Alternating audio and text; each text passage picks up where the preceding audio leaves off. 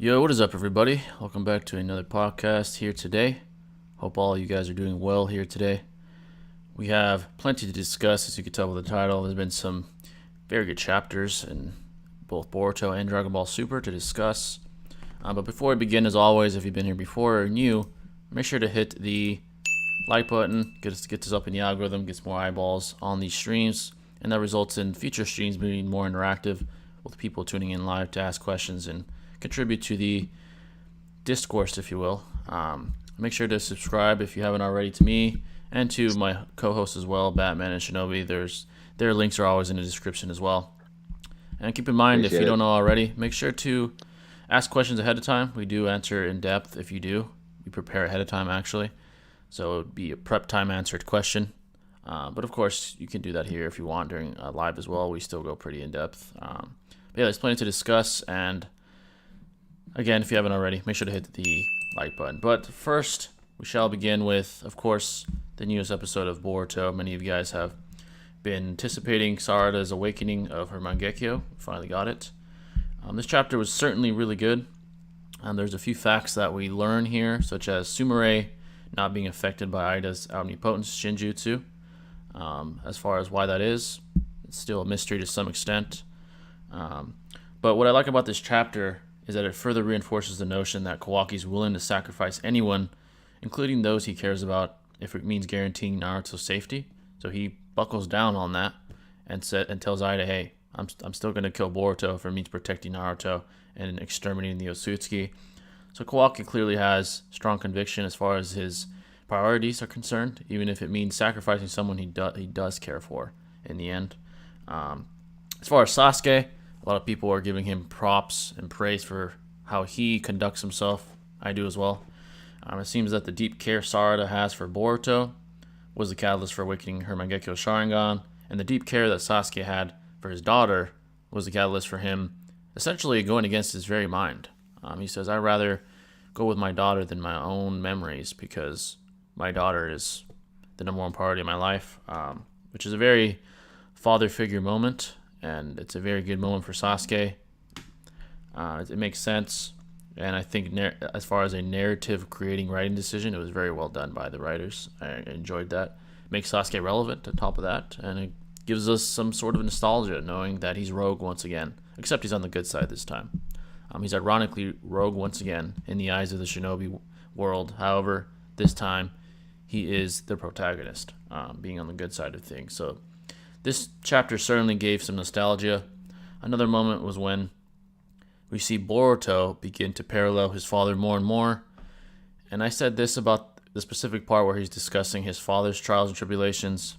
What Kishimoto basically did here with this moment when he's talking about, I haven't been through anything, now I get how my father felt, is he's voicing our reservations through Boruto, because many of the individuals in the fandom have those very reservations. You know, Boruto never had the trials, he never had the tribulations, he had it easy, everyone loved him, he was a prodigy, his father was a literal Hokage and savior of the earth. So to see him finally get a taste of the hardship that his father had to endure was a satisfying moment. Brings back nostalgia, allows us to romanticize Naruto again. And Kishimoto made some very good decisions in this chapter. Very, very good decisions. However, the only criticism I would have of this chapter, staying objective, is the awfully convenient neutrality Ida has after the omnipotence jutsu, especially with her saying that it was unintentional, that she didn't even mean to use the shinjutsu of omnipotence, and that she calls Kawaki a coward because he's no longer being that iron-framed person that she seems to be infatuated by. To me, this is a little too convenient. I get it. She's more powerful than everybody, so they have to make her somewhat neutral. If not, then Boruto has no chance of ever winning. I understand that, but it just seems a little too convenient for me, for her to be neutral and be like, don't worry, I won't look for you. I won't go after you. I'm not going to go after you. It's very convenient to me. But again, part of me understands. But a very important power scaling feat that I saw, well, not so much a feat, but a statement, is that Damon says, I hope, Boruto, you get more powerful so that we could spar and I can be a full power, and I can actually use my full power. Boruto is so determined that he'd never touch that level that he says it would take me several lifetimes to catch up to you. That's not going to happen. Implying that Damon is so astronomically above everybody right now that I guess they have to make Ida and Damon neutral because they're just that much more powerful, apparently. That was a very distinct statement by Boruto. He literally said it would take me lifetimes to catch up. We'd never be able to spar full power. So that was very telling to me. But overall, this chapter is very good. Definitely set the stage for the manga and what is to come in Boruto, especially with the hiatus. I'm sure Kishimoto is going to think deeply on what's going to come. You know, what is Sarada going to do? He has to now brainstorm what are her abilities? What can she do with her MS? What type of special ability will I give her? A lot of people are speculating that she's going to have similar abilities to Ida. That's too convenient for me. I don't think that's going to be the case. It'd be very, very convenient if she has, you know, mind-changing genjutsu on a global scale. I just don't see that being the case. If it is, it's too convenient for me. I wouldn't like that creative writing decision. I think they're going to give her some sort of genjutsu to pay respects to, you know, her father, to her uncle, to her grandfather. But I don't think it's going to be a global scale genjutsu. That'd be very convenient. She's not a Natsuki level individual, so she certainly will have Shinjutsu level abilities. That would be too convenient to me. But overall, very good chapter. One of the best chapters I've read in a long time. And so far, so good with Boruto, but that's my thoughts on that, if you want to give yours on this chapter. Yeah, man. It was a wonderful chapter. You know what Yeah. I mean? It definitely like upped the pacing of the progression for a lot of different characters that we've grown and loved. At least so far, Sarda definitely being the highlight of this chapter. She is the youngest Uchiha to now unlock the Mangekyo, even behind Shisui. Yep. And she did that in a very unique fashion as well, being that she has utmost admiration and love for Boruto and the way of living that she held so dear as well. So I do agree that the Mangekyo symbolizing the sun most likely would interpret that being she has Amaterasu, which is Yeah. something that Sasuke and Itachi had, and Definitely. arguably Fugaku as well. Yeah. As to the other one, it's up to speculation at this point. I mean, the fact that she is able to resist this omnipotent genjutsu, if you will, may imply that she may have a genjutsu that is at least on the par of like Tsukuyomi, which is a reality bender, if you will, Yeah. at least within its own control. But at this point, it's all speculation. The sun definitely hints towards a lot. But the fact that she did unlock it with love is something completely unique and may be an amplification to her abilities, which would be mandated to even be relevant to people like Gotsuski threats right Yeah. now. Exactly. Uh, it is interesting though with Ida because clearly she does respect people who are infatuated with her because of her spell, being Kawaki or Boruto. And when she goes to see Boruto, she literally apologizes to him, and it definitely shows that she has some mental dissatisfaction with the reality that she's created. Yep. And Definitely. like you said, Kishimoto has to make her at least mentally unstable for her not to be this bloodlusted universal being that could just wipe out anyone if she truly wanted to. Yeah. Not only Exactly. her, but Damon as Damon well. as well. Yeah. But yeah, I mean, Sasuke, he's a very battle-hardened individual. He's clearly used to genjutsus, even reading people's memories with the Rinnegan potentially. Yeah. And so I just really respect the fact that he has such a bond with, the only Uchiha left on the planet, right? And that's his own daughter. The fact that she awoken the Mangekyo in this unique fashion at such an early age as well is definitely a powerful visualization of her like conviction at that moment. So, Yeah. I agree. uh, yeah, I'm just seeing a lot of good things to happen in the future, and hopefully the time skip really treats the development of Sarada, Mitsuki, and Boruto, and arguably even Sasuke well. But Yeah. we'll see, right? Yeah. I Yeah. agree. Dark Flame was going on. Legend was going on. You said it's the best. It's one of the best. There are some pretty golden moments in Boruto, such as Kuruma's death, the Momoshiki fight with Naruto and Sasuke, very good chapter and anime episode. Or if you watch the movie, it's different. But yeah, it's up there. Would I say it's the best? It's possible. You can make an argument, but it's up there. The plot twist chapter, of course, is very, very good as well. I think she shouldn't have Very unlocked unique. it, and saying it's because of love is faulty at best. It certainly was because of strong feelings for Boruto. It's the most rational conclusion to come to. The Mangekyo Sharingan awakens because of love. Uchihas feel love stronger than even Senju, according to Tobirama Senju during the war arc. A lot of people don't seem to understand that. They think that you must feel hate and that you must feel some negative feeling in a traumatic sense to unlock it. That's actually not exactly the case. You can make the argument that even Obito awakened it because of love. Yes, he saw the very love of his life die before his eyes, but the reason it awakened is because he had love for that person. So Yeah, and Sasuke as it well. reminds me of? Yeah. It reminds me of like Vegeta unlocking Super Saiyan with pure hatred as his heart, Yeah. right? Which is unheard of for Super Saiyans because they have to have a pure heart, if you will, right? Yeah, But exactly. you see, Goku and Vegeta both unlock it, but guess who's the more powerful one? It's the Yep. one who has a pure heart, Yeah. narratively implied. So Essentially, I know it's yeah. not the same series, but Essentially, what's being implied is that love is a stronger feeling. Yeah, love is a stronger feeling yeah, than hate, and Sarada's was because of that. She was having a traumatic experience, seeing the whole world turn on one of her best friends, and that's what caused it. The desperation she felt because of the deep connection she had with Boruto. That's why it awakened. And the very aesthetic representation of her Mangekyo does imply some sort of fire style ability, probably Amaterasu, which I agree. I'd be surprised if she doesn't have Amaterasu or some sort of variation of it. I'm implying that Kishimoto's going to work some magic and give her some sort of Amaterasu ability. Maybe it's more malleable, maybe it's a little different, but I do predict that she'll have some sort of ability like that. But yeah, as far as Genjutsu, I do predict she'll have some sort of Genjutsu ability as well, just like her father, grandfather, her uncle. It only makes sense. But yeah, overall, chapter is very good. But yeah, that's a debate I've seen many times. The debate of Sarada's awakening, was it a good awakening? Was it a good moment to awaken it? There's arguments for both sides, but overall, I think yes.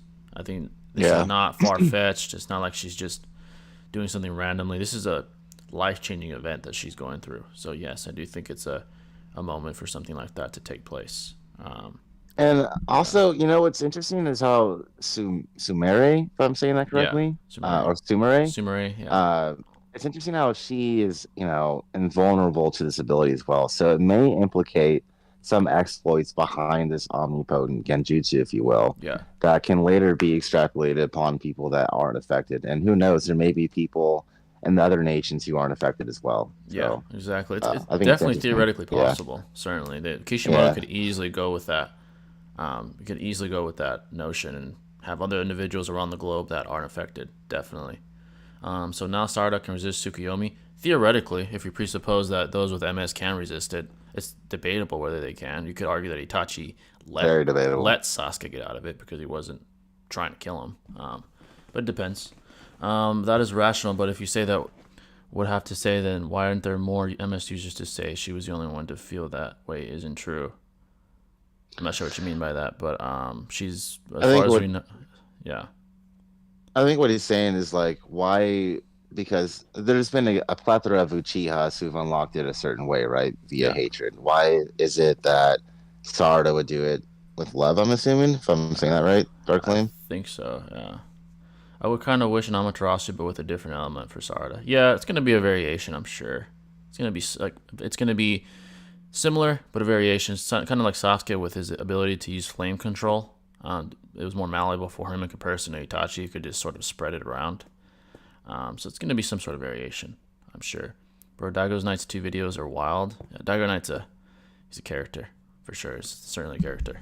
Another criticism that Six pointed out, actually, shout out to Six, was that, well, this is not as important thematically, but the fact that Boruto is being pressed by Ino's daughter, well, not daughter, but son, Shikamaru's Hmm. son, and Choji's daughter. And people are wondering how could they even ever compete with someone on Boruto's level right now. There's some arguments as to why that is. He's mentally nerfed. They're his friends. He's not trying to hurt them. He's trying to convince them. Actually, you see that in the manga. He's trying to convince them, like, dude, I'm not a bad person.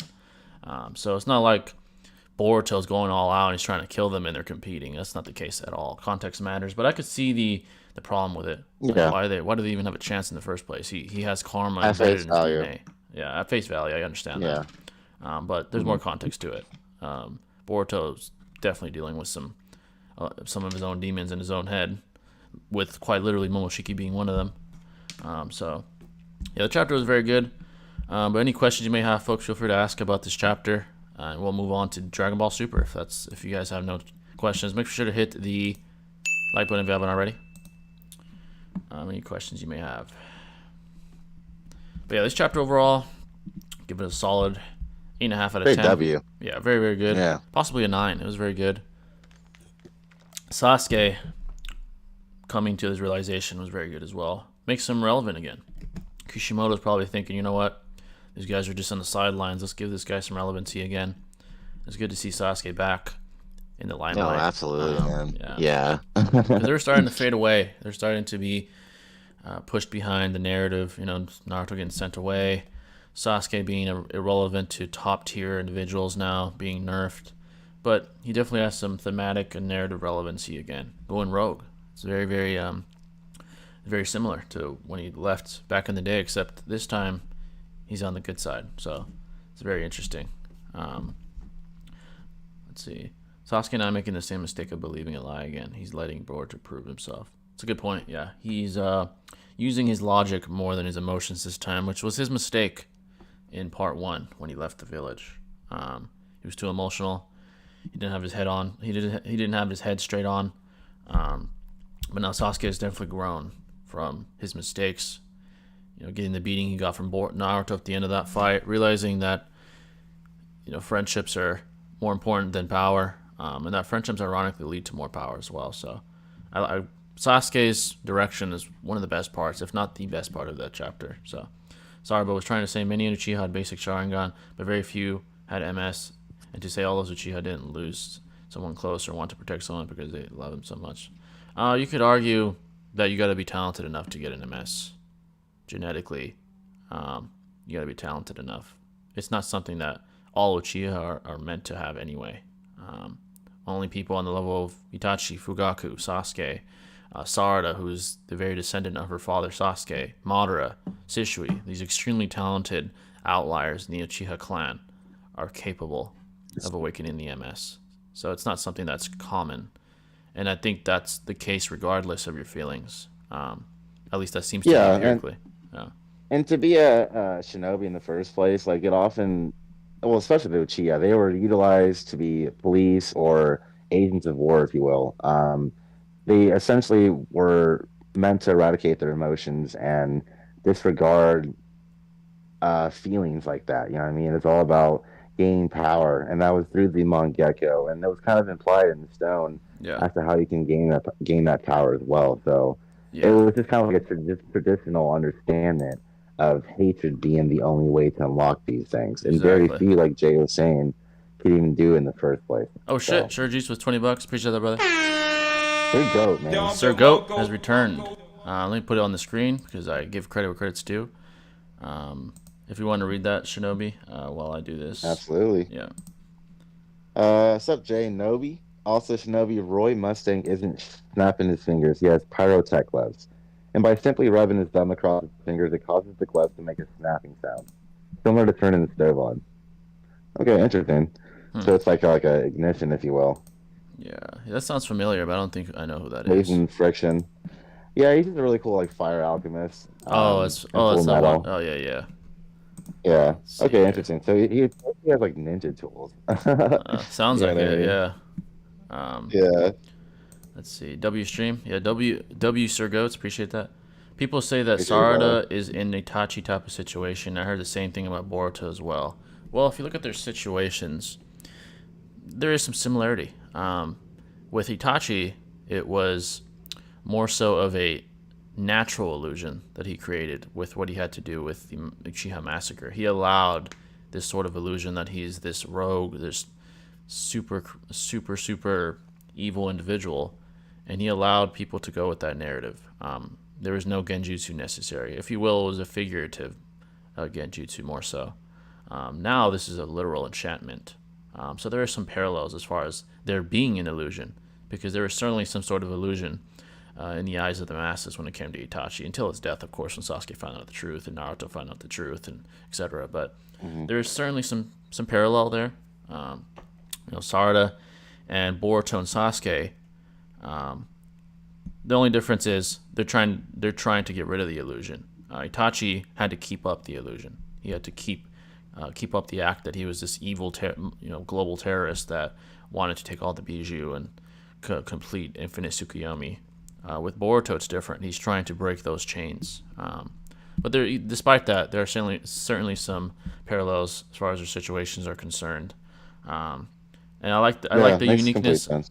Yeah, and what Kishimoto did very well is he balanced the parallels with the narrative's own uniqueness, which I enjoy, such as Boruto now going through his father's sort of hardships, but being on the other side of where his father was, being on the Sasuke side.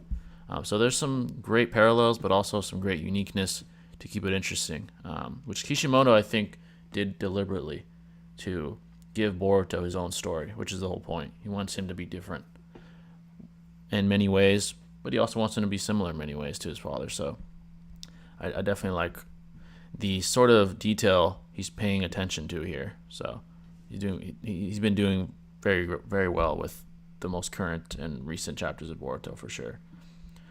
Yeah, and he's going underneath some very grave circumstances. Yeah, Like his father and mother are trapped. The whole village is underneath a artificial impression of what reality really is. And he has to do something substantial in the time skip now to even stand a chance of making a change yep, in the events that have already occurred so far. So yeah, that being said, yeah, I agree completely. Like Sarda is trying to break the illusion of what people are underneath the perception of. Whereas Itachi definitely had like I was saying earlier with like Uchihas, they have to be stoic in a sense where like they are just agents of war. But the reality of with Itachi was he had a strong love for his brother at the very least and did all these things for him yeah, despite all that. And that's why he was such a perfect agent. But he had to keep up the illusion to save the village, whereas Sarda has to break the illusion to even get it back to where it was in the first exactly. place. So Her, yeah, Boruto, Sasuke, yeah, there's certainly some parallels for sure. And like I said, Kishimoto has sort of balanced those unique aspects and those parallel aspects very well. He's done a very good job with it. Very very good job. hmm Boruto following Naruto path of stopping brother conflict. Yep, he's certainly following that path. He reiterates it in the chapter. He says, "I understand my father now. I literally understand what's happening. I never experienced this." And then Sasuke, I believe, iterates that to him as well. He's like, "This is what your father went to. What you're feeling right now is what he had to deal with in his childhood. Maybe to not that extreme of an extent because they weren't trying to murder him, but they definitely hated him in his childhood. They did not care for Naruto. They looked at him as a demon because of the demon that presided in him. So it's certainly very, very similar. If Sarada is going to stay in the village, then that means she will have to lie and pretend to hate on Boruto. But I do hope she goes with Boruto. Yeah, it seems like Sasuke wanted to take that role. He's the one that went rogue. As far as how Sarada is going to approach this, I'm sure she's going to go up to Ida and try to convince her to change things. But Kawaki won't want that. Who knows? Maybe there'll be some sort of combat scenario there. It doesn't seem like she's on Kawaki's level. Maybe that the tides have turned with her Mangekyo now. Um, uh, but she's gonna yeah, try to do what she can to undo this. Ida is the best person to talk to, clearly. Um, so we'll see what happens there. Very very actually curious to see what she does. Sumire as well, not being affected by the enchantment. As far as this that's other so odd. cyborg like Code, I wonder what's up with him. What's going to happen with him? Very very curious to see whether he is enchanted or not. My prediction is he's not, but we'll have to find out what's up with him. So Yeah, it's gonna be miserable for Sarda to stay in the village knowing yeah, what she knows now. it's going to Sasuke be being very gone, miserable. her Yeah, mother. You know what I mean? It's yeah. So she's going to have she's to gonna have to hold. act Yeah, or just go rogue, like with Sasuke potentially as well. But yeah. I just I doubt noticed. Sasuke would want that. Yeah, that's why he took the role of I'll go rogue. You'd stay. Exactly. He'd rather take the weight on his shoulders. I just noticed something. The eye excruciating pain for Uchihas whenever they overuse their MS. Sarada has glasses. Isn't she already nearsighted as is? Yeah, Damn, that's that's true. horrible. Yeah, that's true. That That's so funny. might amplify the effects, the detrimental effects, I should say. What is Sasuke's bounty since his rogue again? Now, I mean, he's just a global terrorist. He's more powerful, so very high. I'm sure. I If we're would assume talking it's like very, One very high. Piece, I'd say like 5 million berries. Oh yeah, it's whatever their currency is. It's in the millions for sure. Do they even do bounties in Naruto? Nah, Not really. But if theoretically they did, people like Itachi, like Pain, their bounties would be off the charts. So they do have a bingo book though, they but have I a don't know bingo if they book. get like Yeah, paid for like exterminating those yeah. individuals. So It's theoretically possible. It'd probably be like go kill Itachi, S rank mission or something like that. But yeah, like, yeah, theoretically, it's but reasonable. yeah. Code got enchanted because at the end of the chapter he says, "Oh, that's right, he did." So Code is enchanted, which I'm kind of surprised. Um, as far as what he's gonna Well, he do, is like an artificial Otsuki, so yeah, he's not it kind of makes necessarily sense. legitimate Otsuki, you know. Yeah, So yeah, I guess Code is on the other side. How but long as do you think until Sumire, Sarada goes blind? Honestly, I don't think she'll get to that point. I think Sasuke's gonna die, and I think he's gonna give her his eye. Honestly, I think that's what's gonna happen. I don't think she's gonna go blind. If anything, she gets near there. Sasuke's like, just take my eye. Maybe he's near his death or something like that. I highly doubt she'll go blind. But who knows? Maybe I'm incorrect. Maybe she does. But I think she's gonna stay relevant he somehow. has to stay relevant, Yeah. man. Yeah, definitely. So I predict she will deal with the eye damage for sure. But I eventually think she'll get EMS possibly. So Because there's no way they're gonna have her be a Sakura 2.0 being Sasuke's kid. There's no yeah, way. come on. You know Yeah, what I yeah, mean? exactly. Yeah, that'd be horrible, man. Yeah, that would be awful. What if Sasuke just running with it and he knows Boruto isn't really the bad guy? It's possible. Maybe he was never enchanted, but it seems like he was because he blatantly states, "Yeah, my memories tell me one thing, but my daughter's saying the other, so I'm gonna go with that." Um, yeah. What if Sasuke just running with it? Okay, I just read that. Madara probably has eyes bounty. Oh yeah, definitely. He was a worldwide terrorist back in his day, a global Yeah, I'd say threat. so. Yeah. No doubt, bro. Yeah. Lol, one EMS Sarada, pretty much. Unless they have more eyes somewhere, give her another one. I don't know. Yeah, they'd like clone Itachi's DNA or something, Yeah, or or maybe like Amato I can don't create even an eye know. for her or something. I don't know. Yeah, it's definitely possible. Yeah. Amato created shit like cyborgs with Shinjutsu. He could probably create anything. It's a fucking monster, intelligence You know, wise. I'm Yeah. I'm kind of like tripping over Mitsuki, man. Like he seems like way too powerful just to be like a clone of like Orochimaru. Like Yeah, he's very powerful. I know Orochimaru like obviously worked with Kimimaro, and Kimimaro was like a descendant of Kage, if you will. Yeah. So hypothetically, he has some access to Tsuki cells, and maybe Oh he yeah, has a yeah. breakthrough, or I don't know, but yeah, that'd be interesting though. Yeah, the way they've set up Mitsuki is very interesting. He's definitely too. It seems too powerful to just be a direct replication of Orochimaru. Yeah, he's very powerful. Um, Yeah, no Curious to see doubt. what they do with him. Mastering, There's so many things they could do with him. Yeah, there's so many things they could do with him, narratively, yeah, as for far sure. as his power. He's always been one of my favorite characters since the beginning. Yeah, same here. Yeah, he's just Absolutely. like very aesthetically very cool. His personality very loyal. Yeah, definitely one of the best. Sasuke a real G even with amnesia. It's facts. Yeah, he is a G. He's a For W real, top. for He's a real. top G in that verse. As far as maybe not power wise anymore, but as far as his character, he's a top G. Bro, if I was a shinobi He's during the very fourth, intelligent, yeah, you very know. intelligent, and I'm glad that he's on the good side this time. So, bro, if I was a shinobi during the fourth Great Ninja War, and if I saw Madara destroying the whole shinobi alliance, then I'm running. Oh yeah, I mean, might I don't blame might you, as bro. well. I'm Yeah, out, dog. yeah. Yeah. Most people would Later. run. If you're not remotely on his level, then it's a waste of your time. So, I see two um, meteoroids coming oh at you. god, Yeah, yeah. I'll be out of Even there. even the Yeah. Kage were shitting themselves. They were just jaw dropped and shocked by what happened by him.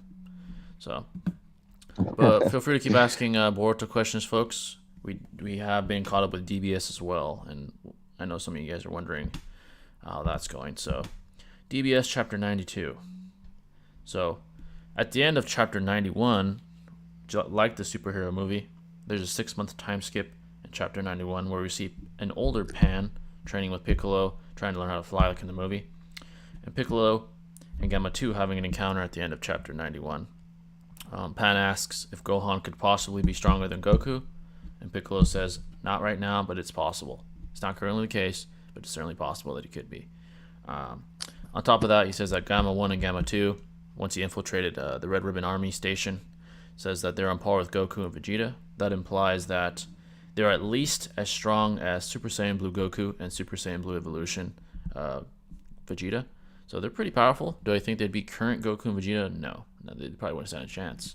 Unless you presuppose that Toriyama meant Piccolo. What? Unless Toriyama's trying to imply that Piccolo's talking about current Goku and Vegeta, which is a stretch. No, there's no way. Yeah, I mean, like, stretch.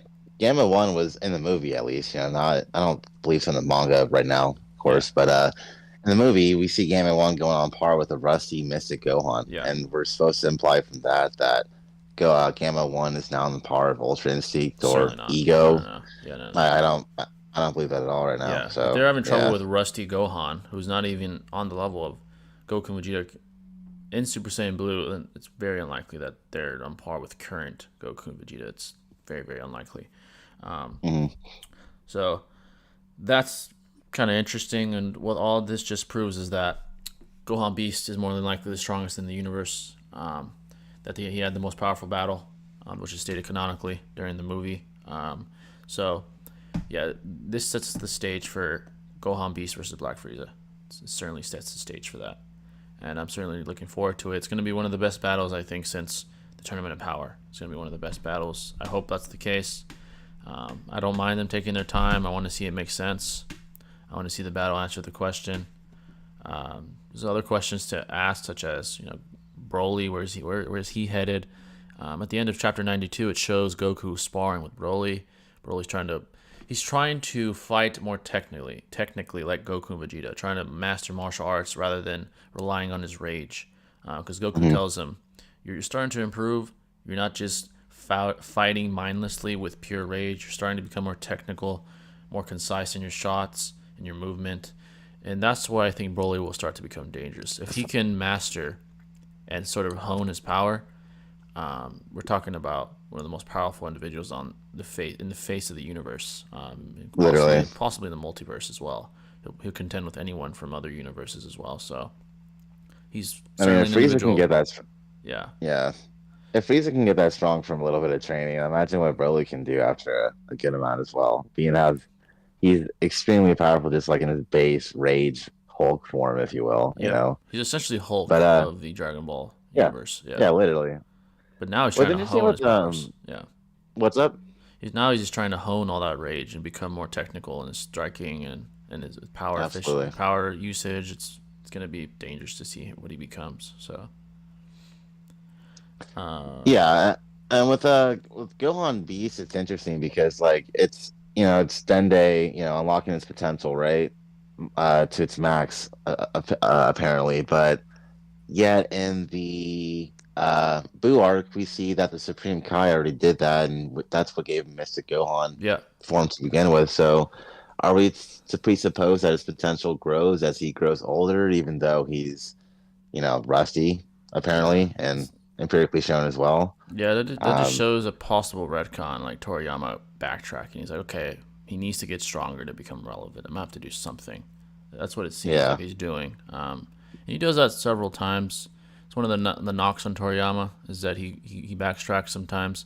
He'll speak in absolutes in one part of the narrative, and later on he kind of rewrites that very notion. I mean, he's a genius nonetheless, but yeah, we do see that sometimes. Maybe he's trying to have some convenient storytelling, such as his Gohan Beast vs. Cell Max. He had to unlock something new, since that would be the only way he'd ever have a shot against someone of his caliber. But yeah, that just seems to be Toriyama's style. He definitely has favorites, such as Piccolo. But regardless, he's still an all-time great, so yeah. Oh yeah, absolutely, bro. Undoubtedly. Then what was the point of Toriyama saying that Gohan Beast vs. Cell Max is at the highest level over any other fight that we've seen, unless I'm missing something? Yeah, we're talking about Rusty Gohan. Once he reaches beast form, he probably surpasses his father and Vegeta. But before that, he doesn't. He's probably not even Ultra Instinct level before he awakens this form. Once he awakens Gohan Beast, then we're in new territory. So absolutely. Yeah, he's literally fighting someone that Toriyama states Broly probably couldn't beat, current Broly. So that's enough right there. So Yeah. And it kind of makes sense because, like, in the Tournament of Power, like, Mystic Gohan was pretty much on par with Super Saiyan Blue Yeah. Goku too. Exactly. So Yeah. it kind of gives you. I mean, I know this is like later in the future, Yeah. obviously, but to say that he's Ultra Instinct level and Mystic Gohan, especially when he gets rusty after the Tournament of Power, it doesn't really make much Yeah. sense. It doesn't make sense. And the moral arc, even there, Goku and Vegeta aren't what they are now, and that's the last time Piccolo saw those two. So Hmm. yeah, yeah. Gohan Beast. There's a good argument that he's even surpassed current Goku and Vegeta. It's a good argument, and based off the statements, he should be stronger than Black Frieza. He should be. Yeah, Yeah. exactly. So that's a Yeah. whole different. That Gohan's a whole different story. Whole different story.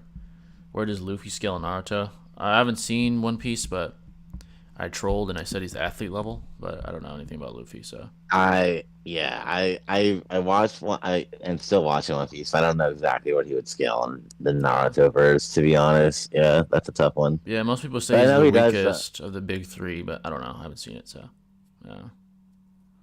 He's the weakest of Yeah, like Bleach, Naruto, and One Piece, but that's a whole other discussion right yeah, it's there. a whole different. Yeah, it's a whole different thing. Bleach is just very ambiguous. That's the problem with Bleach.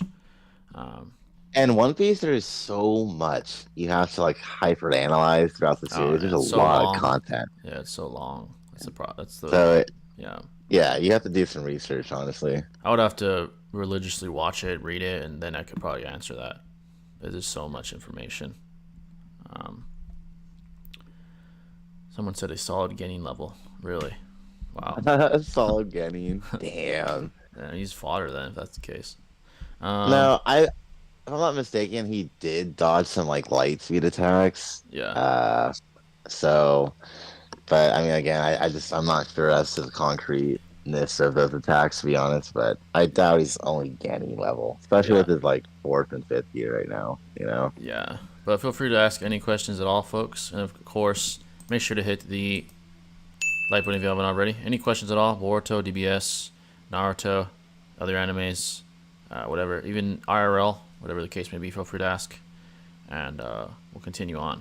But to switch topics while you guys ask, I know most of you guys have seen I reacted to a few of Daigo Knight's videos. Daigo Knight's a character.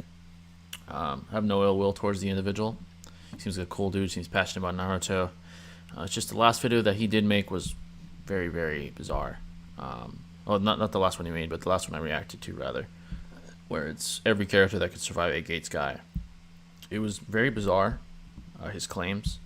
He contradicted himself multiple times. I actually started to question the legitimacy of whether he was being serious. Oh shit, $10 from Sure Jeets. I appreciate that, Sir Goats. Appreciate that, Hey, thanks, brother. brother. Without Killer Bee during the war, what if Casey and Naruto came across EMS Sasuke and they both fought Edo Nagato and Edo Itachi instead of Killer Bee and Naruto? That's a good question. So, EMS Sasuke seems to be in some relative level to his brother, Edo Itachi, who is faster than Edo Nagato. So if it was EMS Sasuke and Naruto there, I do believe, well, it's quite an interesting question, but if EMS Sasuke is on Well, par with his brother to some arbitrary extent, I think he's inferior, but not by much. Um, Maybe they'd have a better chance against Edo Nagato because he's faster than Casey and Naruto at that point in time, at least, arguably. But either way, mhm. Edo Itachi would break out of what he was dealing with and use the Kodo, so it would end this. It would end the same in the end, I think. But I just well, think well, Naruto and Sasuke would have a better chance against Edo Nagato, probably. Yeah. yeah, it's quite plausible for sure. If we want to be technical, like they're Edos and they don't have any spleen jutsu that we know of, so that would be GG's right there. Yeah. But if we want to go into power scaling, Edo Itachi was quite relative to Sage Kabuto and his brother, of course, but Edo Itachi obviously had a lot more stamina or chakra to utilize to sustain the battle longer than Sasuke. I mean, Sasuke was getting tired of, a lot faster. He had to resort to his base Sharingan a couple instances, and Yeah. Itachi had to save him on a couple attacks as well with the reanimate Sage Art and organic animation jutsu. Yeah. And so, and Itachi was holding back during that fight Yeah, he because definitely was. he wanted to stop the Edos and help the the world, if you will. So Itachi shows relativity to EMS Sasuke, but above Yeah, he's in definitely that above. specific.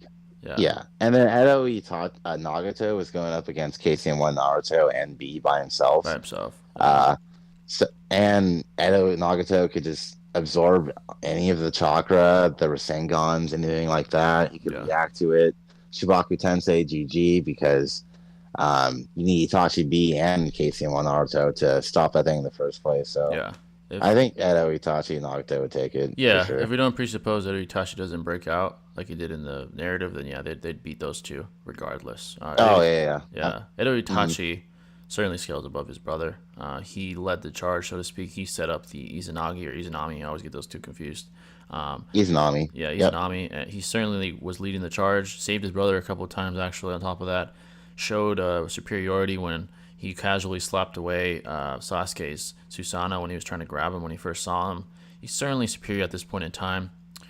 So Casey Naruto and Ieyasu Sasuke would fall to those two for sure. If we presuppose that Itachi doesn't break out, because then it would go the same way it did originally. Absolutely. Yeah, so they're just inferior at this point. Someone said Ieyasu Sasuke does get stronger. Oh yeah, eventually those guys Yeah, of surpass course. both these dudes. Yeah, there's not even a No doubt. debate anymore. By the time Hmm. they're facing the Ten Tails, there's a good argument that they've already surpassed these two. They've gotten much stronger. Ieyasu Sasuke, KCM, 2, Naruto.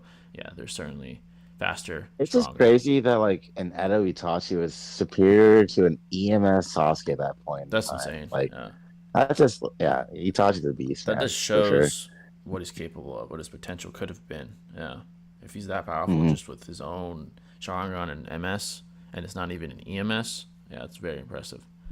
Um, what time is it? Where you guys? We're in Pacific Standard Time, so it's 4 over here. Yes, sir. Yeah, but yeah, feel free to ask any questions, folks. What's going on, Random? Thanks for coming in as well. Um, any questions at all? Going out, man.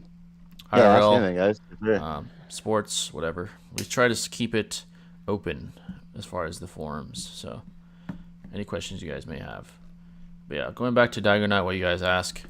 Yeah, his video was very bizarre. He made cases that Jubito would lose, which I do agree with. He would lose to against my guy, but then he makes the case that 14-year-old Obito could survive. That's just bizarre. Very, very bizarre. That Rinnegan Sasuke would lose, but 14-year-old Obito would have a better chance. It's very bizarre.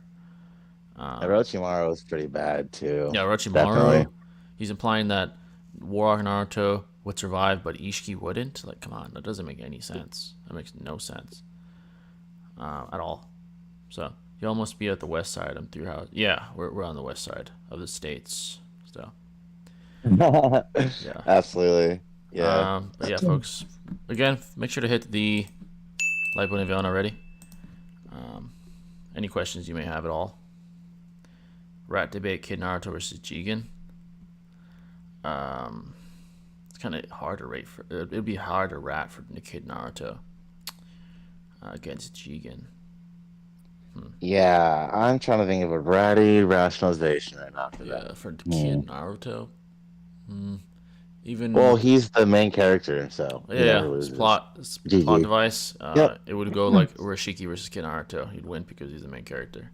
No, Yeah, so what are you gonna say to that, man? yeah, there's nothing you can do. Ask Kishimoto why he wrote it like that. So, Sorry, um, kid.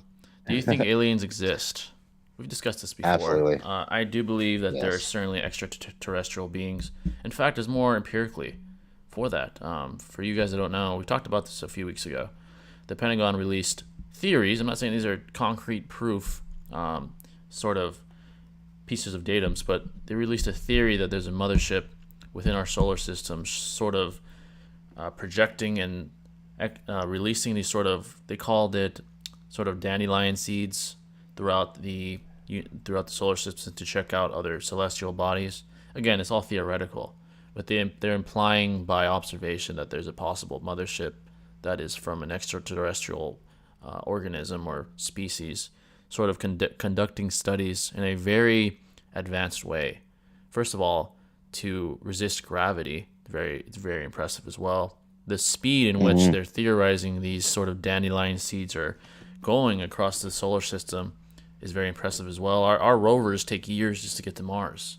I mean, if the mothership is capable of releasing dandelion seed ships or probes in this quick of a from fashion, that then distance. clearly our technology Yeah. is vastly inferior, vastly. Um, Again, it's all theoretical. But Yeah. if the Pentagon is going out of the way to release this, then I can't simply say it's just speculation and just fantasy. There's some probability of truth. I'm not saying it is true, but there's a statistical probability that it is. But Yeah, I mean, why would the Pentagon release that just to create controversy yeah, it made in no the sense. community? It That made no makes no sense. sense, right? But yeah, so like just think about it, guys. Like we're only able to, view the inner realms of our galaxy so far, right? Yeah. It takes us, like Jay said, a long time just to even get to Mars. There are a plethora of galaxies out there in our universe, and it's constantly expanding. Yep.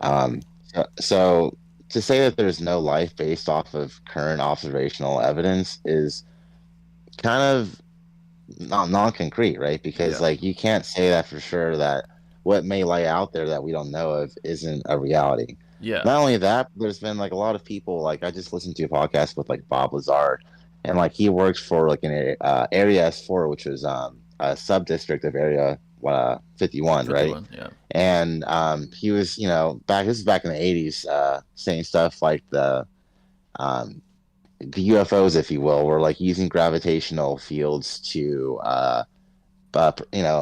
levitate and propel themselves in quick and unusual fashions that no current airplane or jet could do at that certain time. And gravitational waves weren't proven to be a thing until later in the future. And the fact that someone can utilize gravitational waves and use that to propel themselves is alien technology in itself. Now, of course, this is all alleged accounts, but Yeah. Yeah. the man is credible. Yeah. And Definitely credible. but yeah, I mean, like, it just makes rational sense to at least speculate that there is other life out there. We've had instances in our own world, many accounts of it. There is some data in terms of like videos or Pentagon papers or whatever it may be to provide that notion forward as well. So Yeah. A they're good definitely, Yeah, yeah. a good way to look at it to sort of believe or conclude that the notion that there is extraterrestrial life is there are countless galaxies in the universe that we don't even know entirely about. I would say probably not even remotely, if I'm being honest. So to Oh, say yeah. that there's not a single instance of intelligent life on any of these endless planets within these endless number of galaxies is a far-fetched assumption. That's like saying that Hmm. you have a deck of cards and let's say it's a deck of cards filled with millions of cards, and there's a possibility of having two or three aces. It's very, very likely because of the sheer number of celestial bodies that are out there. So that's the way I look at it as well. It's just statistically, rationally, very likely that there's at least a couple instances of uh, intelligent life forms out there. It's just too big. It's too big for that not to be the case. Again, there's always that slight probability that there isn't, but to me, from my lens, it's very unlikely that there's not another form of intelligent life somewhere else. So, do you think Shiba is 4D yet? Well, Shiba is just a concept right now, right? He's known as this force of nature. I do think there's a theoretical possibility that he is 4D just because of what we see from Ida. She's just a poor Hmm. man's version of Shibai. So Hmm. there's certainly a possibility that he's 4D. But Absolutely. there's just not Yeah. enough empirically for me to say for sure or safely yet. What you guys said about Orochimaru was funny. It's like when Itachi sparred with Kisame and he couldn't use his base Sharingan on him, but Ebi Sasuke base Sharingan could work on him. It's just stupid. Yeah, that's a good point. Um, yeah, let's see. Universe is too big for it to Oh, discuss. yeah. When he talks, he flexed at Mangekyo. Kisame's like, I'm out, dog. Yeah, he You didn't know even what I mean? try. Yeah, he didn't I'm want to. good. Yeah, he knew better. The universe keeps expanding and it's just 99.99% emptiness, so there's no way the aliens don't exist. They just have to, otherwise it wouldn't make any sense. Yeah, it's just statistically, the more, I would say, land that we cover in the universe, the more celestial bodies that are discovered, the more likely that there has to be at least one instance of intelligent life somewhere. Yeah, and allegedly there's technology that we have that we just don't know what it is yet because it's so freaking advanced and it's otherworldly to say the Yeah, least. So and who yeah, knows what governments are hiding within their, deep in their bunkers somewhere. Who knows what they've already found? they only tell the public what they want to tell them. So Exactly. yeah. Yeah. Um, but yeah, folks, feel free to keep asking any questions at all. Any questions at all here, and make sure to hit the like button if you haven't already. If you're watching live or you're watching the recording. By the way, if you guys see on the screen, we do live reactions as well. So if you want us to react to something live, we will. As you can tell from the screen, if it's less than 20 minutes, it'd be $1 per minute. So if it's 5 minutes, it'd be $5. If it's beyond 20, ask us first. We can negotiate a price for that. That'd be fun, man. Yeah. If you guys ever want us to react to something live, if you want us to roast somebody, to be fair, it probably will be more expensive. Especially depending on how severely you want us to roast somebody. Again, ask us first, because there's some people I won't roast because I'm friends with them. But yeah, if you guys want to see some entertainment in that aspect, There are some funny videos out there, man, for sure. Oh yeah, Definitely. definitely. I've seen Six have his fun with Daigo's videos. Troy having his fun. And they've been having their fun with that. Yeah, Daigo's definitely a character. But hey, you give him props for making. He's making bag though, man. So Yeah, he's got a good amount of subscribers. He's making money. He's appealing to the casuals. You know what I mean? Yeah. So you really can't hate all that. But the people that do actually take the context of Naruto especially seriously, it's like, it's entertaining in a different fashion. Yeah. You know? React to Daigo's new video and it's under 20, and his newest one is only 8. Yeah, if someone pays 8, we'll react to it objectively. If you want us to roast, ask us and be a little more, to be fair. I don't know if I'll go as far as talking shit about him. I'm not going to be like, yeah, he's a retard and shit, but no, definitely not. I'm not saying that shit. No. I might make fun of the arguments, but I won't go as far as to yeah. If someone wants us to react to that, feel free. Or if you have questions, feel free as well. All right. Any questions? Yeah, literally ask anything, guys, for sure. Any questions at The all? fresher, the better. You know, there's a big fight tonight for boxing fans: Garcia versus Davis. The NBA is thriving. The NFL will return soon. There's anime, politics, Trump's Playoffs, indictment, NBA, all kinds of things. Politics, all kinds of things. For sure. Crazy time right now, man. Oh yeah, there's just so much information out there, in the land of instantaneous messaging now. So let's see, folks. Any questions you folks may have? Yes, chaos is certainly spread rapidly. Yeah, the internet just sort of opens the floodgates for discourse, opens the floodgates for information, whether it's legitimate or not, whether biased or not. Yeah. It creates a lot of confusion is what it does, man. Yeah. To a lot of people. Absolutely. There's a lot of misguided assumptions, for sure. There's certainly echo chambers on the internet, and these echo chambers become quite the individuals in these echo chambers become fundamentalists to their echo chambers, and they're just not willing to change, not willing to go outside that echo.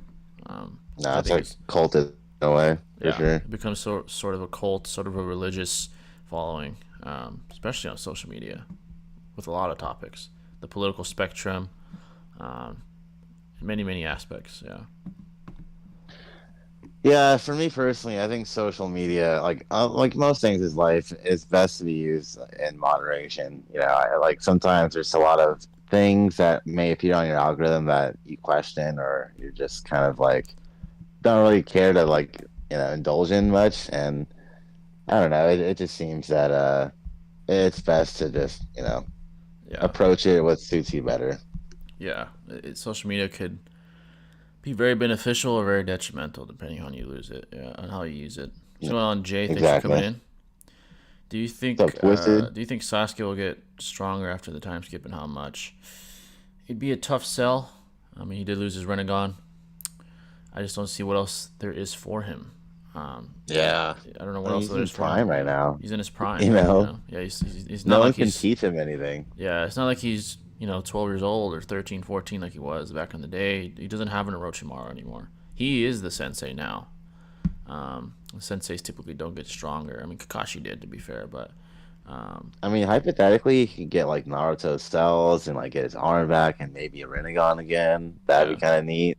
And then he'd be stronger again, obviously, but that's a hypothetical. Maybe I don't know what else he could really do. Yeah, maybe Yeah. Yamato sees Sasuke going rogue. He's like, "Hey, I can help you. I'll make you another Renegon or something like that. Maybe.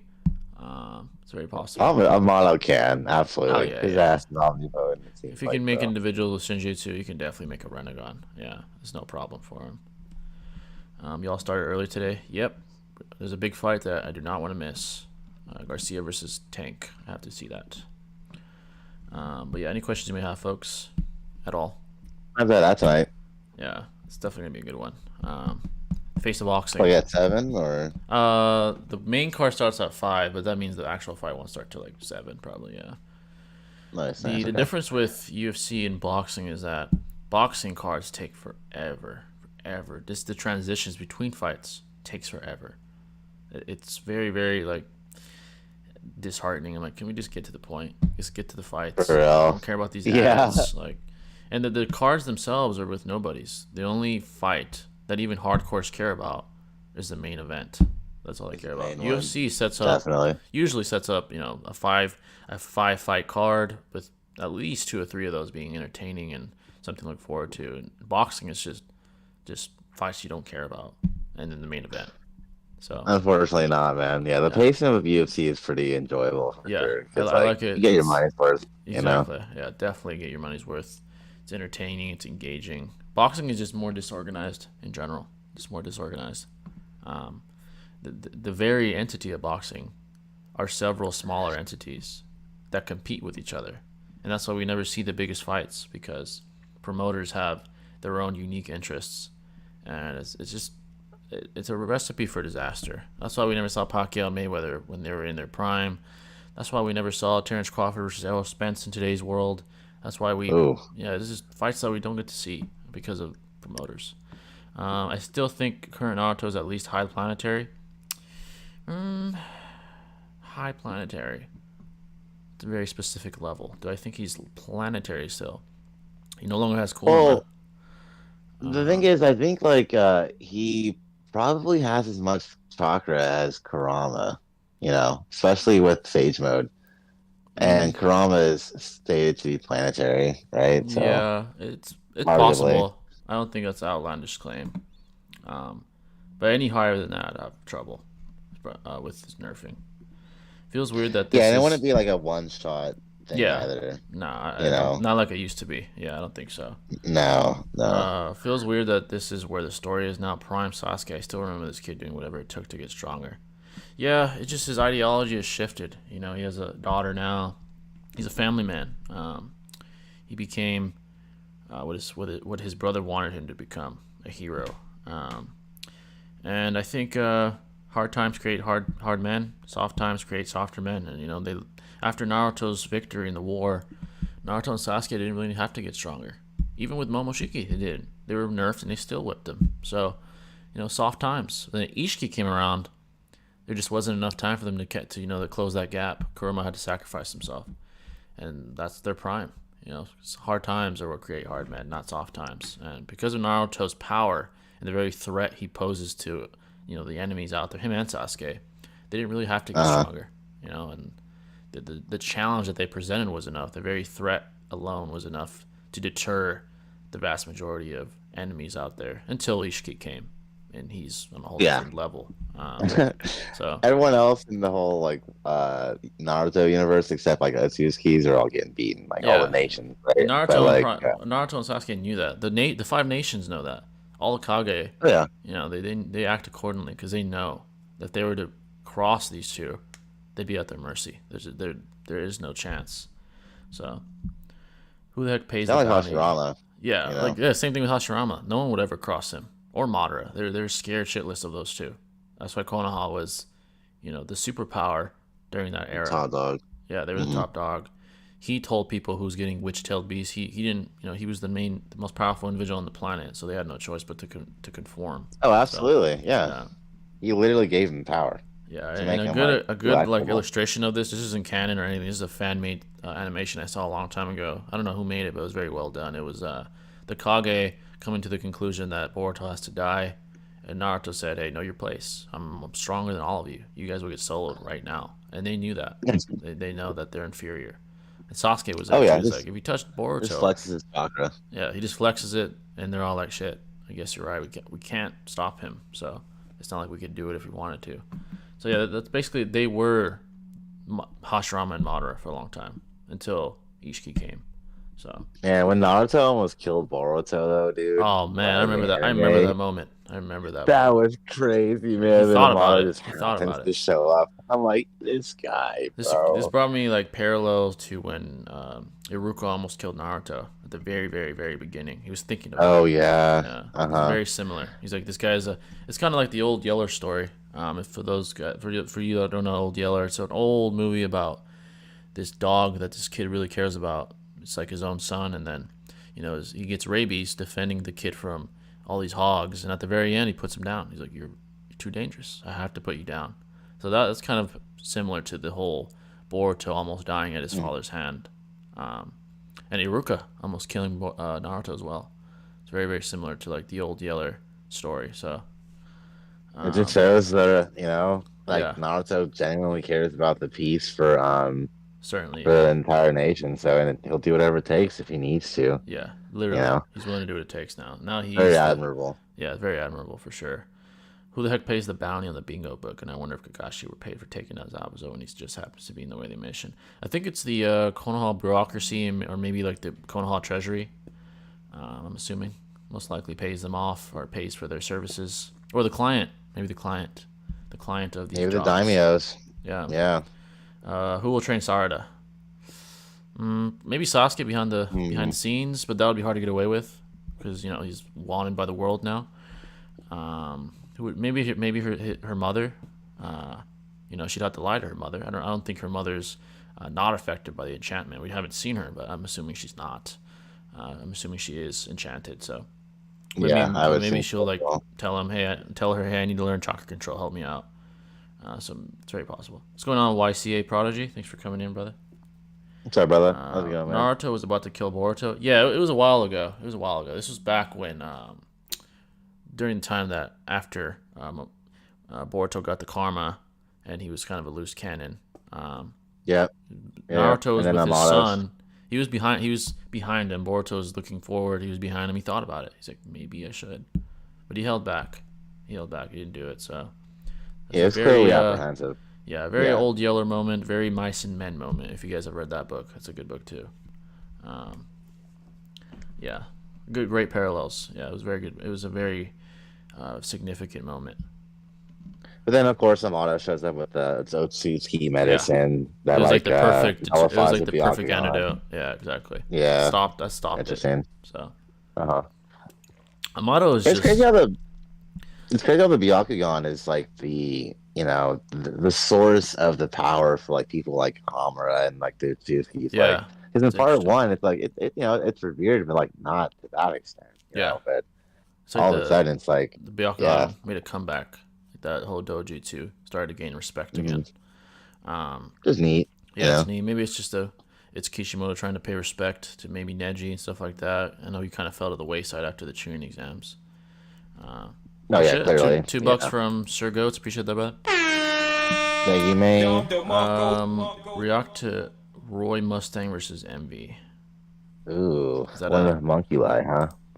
Yeah, Let's that's see. Fullmetal Alchemist. Okay, let's see. If it's short, let me see. Oh, Yeah, it's two like minutes. I the see. homunculi, they're like the seven deadly sins. I don't know if you've seen that as well, but like they're all supposed to be personifications of like each of the sins. Oh, I It's a see. neat I concept. think I've heard of that. Yeah. Oh, if this is anime, we might not be able to because then we'll get copyrighted. But Oh yeah. yeah. If you have a video on it, we could. Well, I could react to it. Like not an anime fight, but Jay, you're gonna check out Six's Kisame versus Orochimaru video. They disrespected my guy Kisame. Really? I saw that. I mean, Really? I saw they posted it, but If you guys want us to react to that, we'll do that. Well, someone donates the length of it. Let me see how long is it anyway. I'm gonna stick this video. I'll try to give my take where I can. How long is it? It's 20 minutes. $20. We'll react to that's it right now. that's a question people ask all the time. I've Yeah, noticed. that's a great. It's a great It's a matchup. good topic. Yeah, Yeah, for sure. great matchup. Yeah, if someone donates 20, we'll do it right now. If you want added commentary, a little more. If you want a reaction, 20. we'll do it live. If The not, video, yeah. If not, it's I'll just like wait till Edo I do it Tensei myself. GG, Yeah, and that's the end of the video. You know. yeah. Um, that is an interesting matchup though. Definitely, Kisame versus Orochimaru. Yeah, Yeah, especially with Kusame, like, seemingly putting Orochimaru above himself on a couple of occasions. Like, yeah. you know what I mean? It's just their feats kind of speak to who's superior. But yeah, then Kisame seems to respect the guy despite having more superior feats. Especially in Shippuden. Like in Yeah, part one, he's like, I can understand the contention, maybe, yeah, yeah. but part two, yeah. Yeah, I understand the contention for sure in part one. But yeah, that's a good topic to discuss. Hmm. To look at what For they've sure. done. Prime He's always a beast, Orochimaru. man. Yeah, Kisame's a beast. I mean, he slayed it perfect in Cherokee, very impressively. Probably the strongest at Eight that time. tails. At that time, he was You the know. strongest. Yeah, Yeah. very, very impressive. Um, yeah, folks. Any questions you folks may have? Again, if you want us to react to a vid. Um, I guess I should say not anime because we'll get copyrighted and it's gonna take it down. But if it's like a reaction video to a creator, feel free. I would do anime if we didn't get copyrighted for it. I would do it, but They're so sensitive with that, man. too For sensitive. sure. Yeah, they're way too sensitive on that. It's not even worth the hassle. Yeah. Let's see, any questions you may have though, folks, feel free. Yeah, like Kisame probably wouldn't be able to like absorb like the semi pseudo sage mode Yeah, chakra that's in the eight Hydra snakes that would be an or interesting even one of the interaction. summonings. Yeah. But he can just like summon like literally 1,000 sharks, bro, and Oh just man, have him eat absorb it all. whatever he Yeah, wants. he just eat all the chakra. That's a problem, man. If he gets that water dome out, yeah, it's gonna be a tough time for Or the Orochimaru. water dome. Yeah, exactly. Yeah, it eats chakra while you're in it. So, But Edo's, of course, oh, Edo's. Oh yeah, which he Edo's would. would, which, Yeah, which he would use. he would definitely use against someone of that caliber. Yeah, that guy's a He threat. worked with Kisame. He knows Oh how yeah, tough of yeah. an opponent he is. Orochimaru's Yeah. very intelligent. Oh shit, $10 from Sir Goats. Appreciate that, brother. Stir go in the house. Let's see what he said. Can you guys react to my Philosopher's Stone explained video? Let's see. Sounds neat, man. Let's see here. Let me see. In that video, I sound a little tired. Let me find it. Probably did a lot of research, brother. I feel it. Oh, it's a full metal video. Okay. Yeah, you did pay, and you're a goat, so we'll got you. It's a great show too, man. It's a great show. I won't lie. All right, 6 minutes. Yeah, we'll react to it. I'm not familiar with it, but with Fullmetal Alchemist, but yeah. Let's see. I gotta set this up. Window capture. Thanks for the donate, goat. Appreciate it, Appreciate Sir you, Darren. Goats. That deserves a. Appreciate it. Let's see. Full Alchemist. Yeah, I've heard a lot about that anime. And then I gotta set up the window capture. Give me a second, folks, while I set this up. Let's see, Twisted. It's contentious because Orochimaru just has Laura on his side.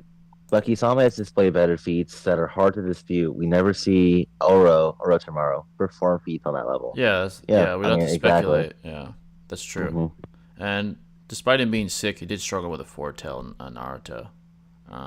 Yes, he was sick, give him that, but he was struggling with that. And at his prime, he struggled with an old man hears and so. Yeah, literally in his prime, bro. Yeah, in his prime. Definitely. All right, Sir Goats, we got you here. We shall react to this. Let me see Cool, if I man. can set this up real quick. Oh shit, it's behind it. I need to get in front of it. Let me turn this off. There we go. Yeah, the feat where like Suigetsu and Sasuke are like putting Orochimaru on EMS Sasuke level is just hard to really like say for sure based on the feats that we have of the Orochimaru throughout the series. Yeah. You know? Let me move these chat things out of the way so you guys can see the screen. I'll put it back after. If anything, I could do this. I don't have to get rid of them. There you go. If you guys could see that, Fun, man. pretty sure you guys can. Let me get the good volume. If it's too low or too high, let me know. I'll raise it or lower it, folks. I don't see it on the. Hmm. Yeah, it might be lagged behind. Let me know when you guys see it. Let me make another window so you can't. You said the intro doesn't have any music. Awesome, awesome. Cool. The Yeah. DMC or All yeah, right, DMAC. guys. If you guys see it, if you guys don't see it, let me know. I'll start it now. This should be a good I volume. don't. I don't see it, brother. You don't see it still? Mm-mm. It's bizarre. I see it on the OBS, but You guys see it, or am I tripping? yeah, if you guys see it, let us know. I see it on OBS, but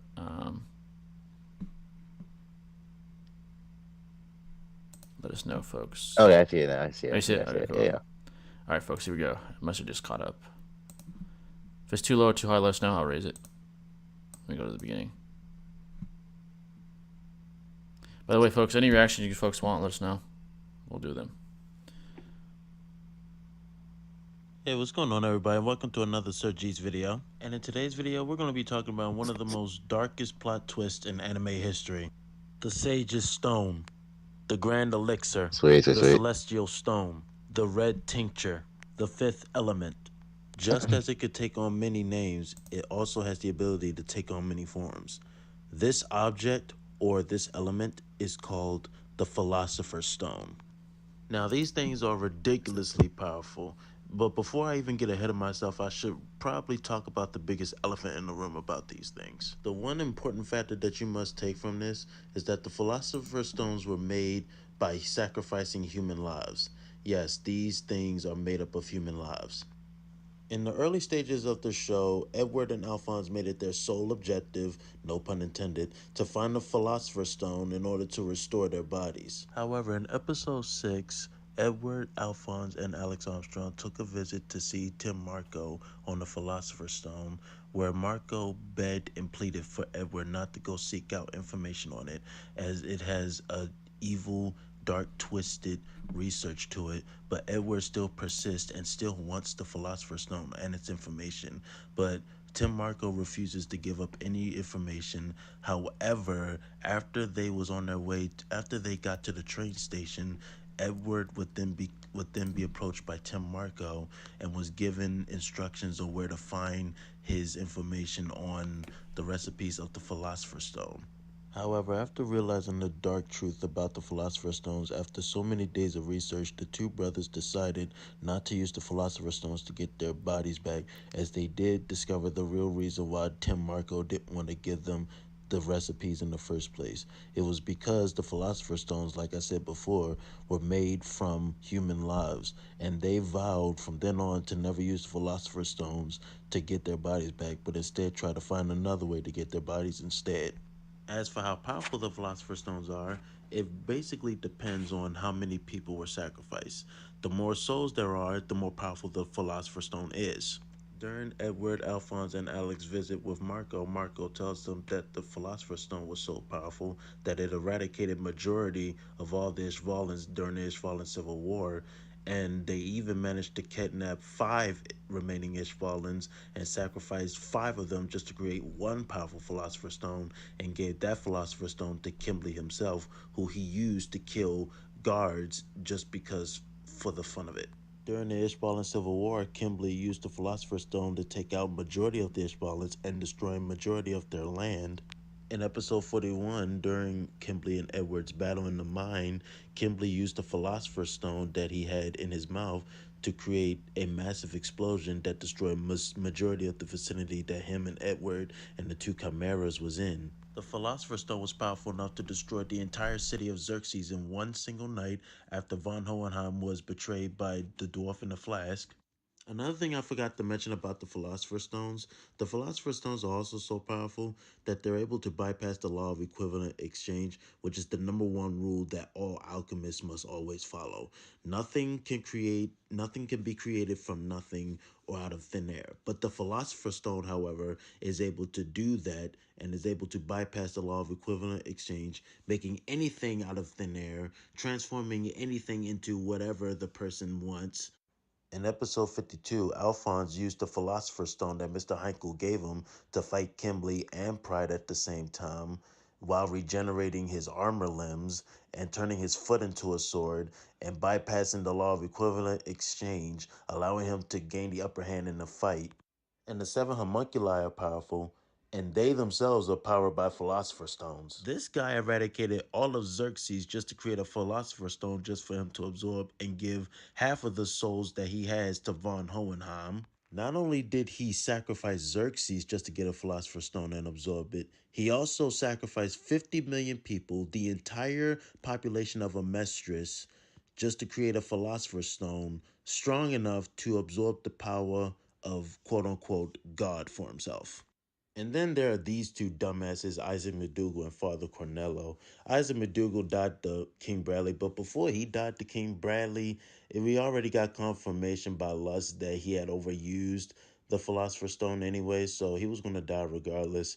And as for Father Cornello, he used the Philosopher's Stone to create like a flower statue or the sun god Leto statue, and even created like a big minigun out of thin air to try to kill Alphonse and Edward after Edward and Alphonse caught this guy slipping. So, yeah, there's those two as well. But yeah, guys, that's it about the Philosopher's Stone. There really isn't much to talk about, so I think I practically touched everything about it in detail. So be sure to like, comment, and subscribe and share. I will be planning on making videos on FMA for like 2 weeks, in like 2 weeks. So in the next 2 weeks, do expect another video. Next video, I'm going to be talking about Roy Mustang's Flame Alchemy, so do stay tuned for that. But other than that, please like, comment, and subscribe and share with any other Fullmetal Alchemist fans. And I'll see you guys later. Peace. All right. Yeah, my knowledge isn't too good on that, but what do you think about that, Shinobi? Yeah, I mean, I thought it was pretty dope, especially with the like equivalent exchange. Yeah. Like in our reality, mass can't necessarily be destroyed. Like when you burn logs in a fire, right? The mass of the wood isn't being destroyed. It's being transferred into carbon dioxide or smoke in another fashion. So Yeah. same can be applied with like alchemy in general with Fullmetal Alchemist. But yeah, it makes sense. The more souls that you sacrifice to power the stone, the more powerful the stone will be as a result. That's what made the homunculi so powerful in the first place. People like Kimberly, like you stated. Yeah, the editing was really good too, man. So that was a pretty solid job for Yeah. sure. Yeah, Fullmetal Alchemist, I've heard a lot about it. Eventually it'll be an anime I delve into, but yeah, I appreciate the donations, those Sir Goats. Still go Thank for you, that. brother. I appreciate it, man. Great But yeah, video, folks, man. if any of you guys have any things you want to donate to, by all means, feel free to donate and we'll react to it, of course. Oh yeah. Yeah, any questions at all you may have, though, folks, feel free. It's always to cool ask. seeing different animes a little bit, Yeah. Yeah, I definitely want to. It's refreshing. I definitely want to check new ones out for sure. I still gotta watch that JJK movie, man. I've been meaning to. I haven't got a meaning to. Yeah, it's Yeah. not on Crunchyroll. It only has the JJK anime. I'm about to find it somewhere else. Yeah, exactly. Like JJK Zero. Probably read the. Mhm. Apparently, it's very short as far as manga. I'll probably read it also. The prequel to Yeah, JJK. exactly. Yeah, I definitely want to check it out. Apparently, good things are happening in JJK currently as far as manga, but I know a little bit. I'm trying not to spoil myself, but yeah, JJK is doing It's well. tempting, bro. It's Yeah. very tempting. JJK is definitely doing well right now. So Oh yeah. I mean, the anime's about to be released too, bro. Like a couple months. a lot of good animes That's sad, coming so. soon. Bleach part, 1000 Year Blood War Part 2, JJK Season 2, hopefully Dragon Ball Super. I'm hoping we get new Dragon Ball Super animations soon as well. A lot of good things coming for sure. Yeah, I need to watch Demon Slayer. The new season just came out too. Oh yeah, that's Yeah, another we one I do gotta that as check well, out. I'll but probably just watch that that one's like leisurely, sick, just bro. check it out. Yeah. I don't really see people power scale that. They just sort of just enjoy it. Yeah, it's kind of like Hunter x Hunter, low key. Like it's not really meant for power scaling, but the abilities are really sick. The art style is really sick, and yeah, it's pretty dope. Aesthetically, it looks really cool from what I've seen. I definitely gotta check that one out. And it's very similar to JJK with like the curses and everything. Yeah. But yeah, folks, any questions you may have, any reaction requests you may have, feel free to ask any at all. And we shall do them or answer them. But if you, again, for you folks that don't know, if you guys would like your questions answered in depth, make sure to join my Discord or any of our Discords. You can ask there, and we'll answer them in depth. We'll actually prepare for them ahead of time before streams. And we'll Yeah, answer them in depth. absolutely. So, yeah. So feel free to Well, do decent that. research if we. Yeah, absolutely. Yeah. Are you watching the tank? Oh, it's 6. Shout out to 6. Oh, what's up, What's up, man? bro? Are you watching the Nice. Tank versus Garcia fight? Yes, sir. I'm definitely watching that. As far as the face of boxing, this is one of those fights. These guys are the top names as far as young generational talent. Arguably Devin Haney as well. But whoever wins this will be the number one name as far as leading the next generation. I think the winner of this should fight Haney. Haney has his own to deal with, but Haney's fighting a world-class individual, and Lomachenko is a whole nother battle in itself. But I'm definitely watching that fight, and I have Tank winning. I'm a big fan of both guys, though. Somewhat neutral as far as who I like more, but empirically, Tank just has more for him. He's proven himself. I believe he's a world champion in multiple divisions. But Garcia's very talented. He's very talented. His left hook is one of the best in recent memory. So there's a chance he could win. There's a chance he could win, but I think Tank is more technical. He's more technically sound than Garcia. Garcia drops his hands a lot. That's why Campbell caught him when he fought Luke Campbell. So yeah, I'm definitely watching that fight, though. I have to watch that. It's gonna be a really good About fight. 7, right? Yeah, we're almost there, It's probably bro. gonna be around 7. The main card's ass. No one cares about the ass main cards in boxing, but yeah, I'm definitely gonna watch that. I have Tank winning, probably in the middle to late rounds. I think he's gonna drown him. I think that's gonna happen. I think he's gonna drown Garcia. Garcia's not used to that, especially a guy on his level. I just thought of something. If you cut a Karma user's arm off, will they be able to use Karma again? That's a good question. We haven't really seen that. It wouldn't really apply to Boruto now, as his very body is made up of Otsutsuki DNA after Kawaki tried to kill him.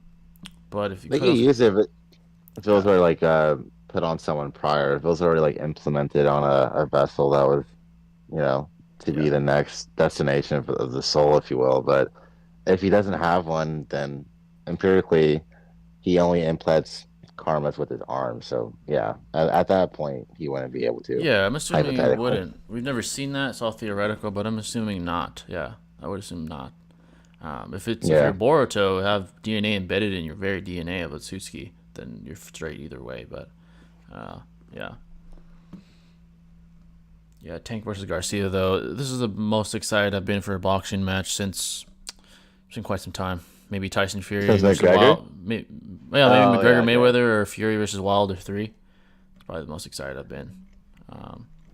Wilder versus Fury is sick, dude. Yeah, very good fight. Fury's the best heavyweight. Honestly, I think Fury's the best heavyweight of all time. I know people are going to be like, what about Ali? What about Tyson? Fury's 6'9". He moves like a middleweight. He has defense like a middleweight. His hand speed is ridiculous for his size.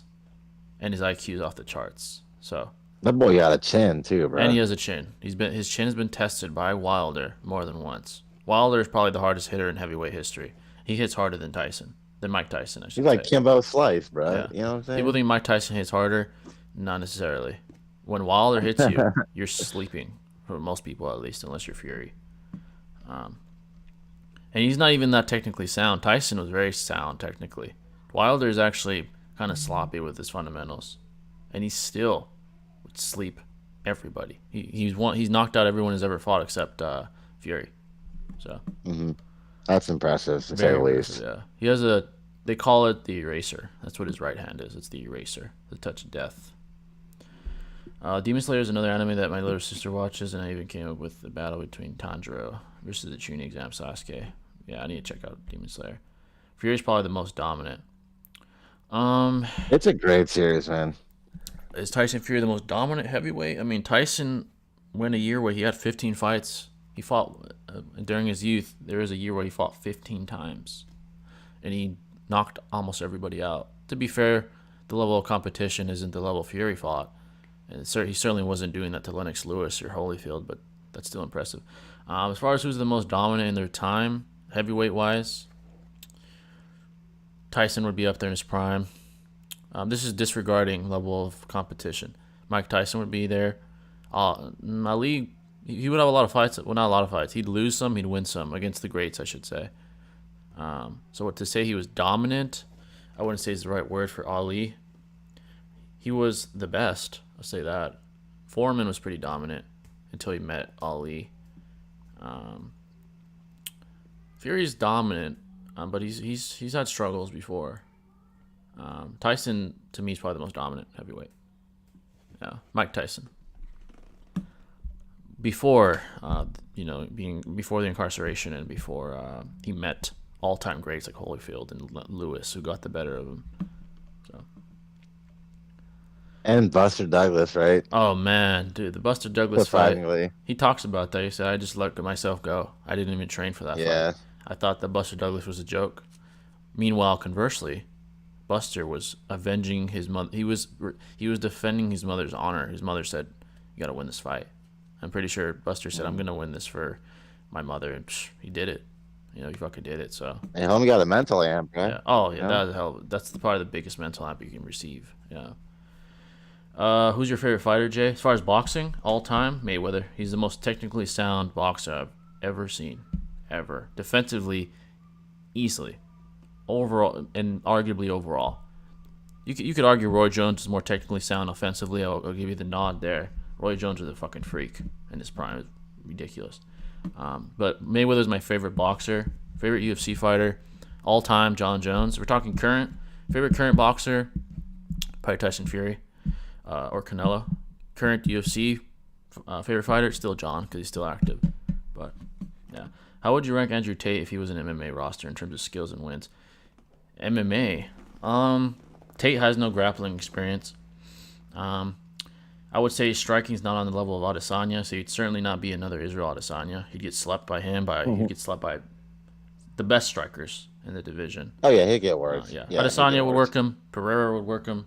I'd even say Whitaker would probably outstrike him. Guys like Whitaker, guys like Kevin Holland. Andrew Tate was world class in his organization, but he wasn't in glory though. Not like Adesanya and Pereira. Those guys were at the pinnacle of the sport, like all time greats. Like Yeah. Tate is a world champion. He's world class to some arbitrary level, but he's not Adesanya. He's not Pereira. He's not these fucking Nowhere killers. near. No. Yeah. So he would be an okay fighter. He might even be a contender. He might even be a contender in the middleweight division. I think he'd probably fight up middleweight. He's not that big. He's big. He's 6'3", 6'4", 2. He probably walks around, 220? He'd probably be a small light heavyweight or like a larger middleweight. I think he'd be a contender. Maybe make the top 15, to be honest. I don't think he'd be a champ, though. I don't think he has that skill from what I've seen. He's talented, but to be at the top of the sport in MMA, you got to be a top 1%er. You have to be. So. Yeah, and to work on your grappling at this stage in your career. He's older now, yeah. You have to catch up. Adesanya is just It's talented going to be enough to where disadvantageous. Adesanya's just lucky his takedown defense is as good as it is. That's why he was able to beat Whitaker. He was able to beat Vettori. He was able to beat Brunson because of his takedown defense. Yeah. But yeah, UFC. The difference between UFC and boxing, like we said earlier, is the organization. There's a reason why UFC's popularity is rising and boxing has just kind of stayed stagnant.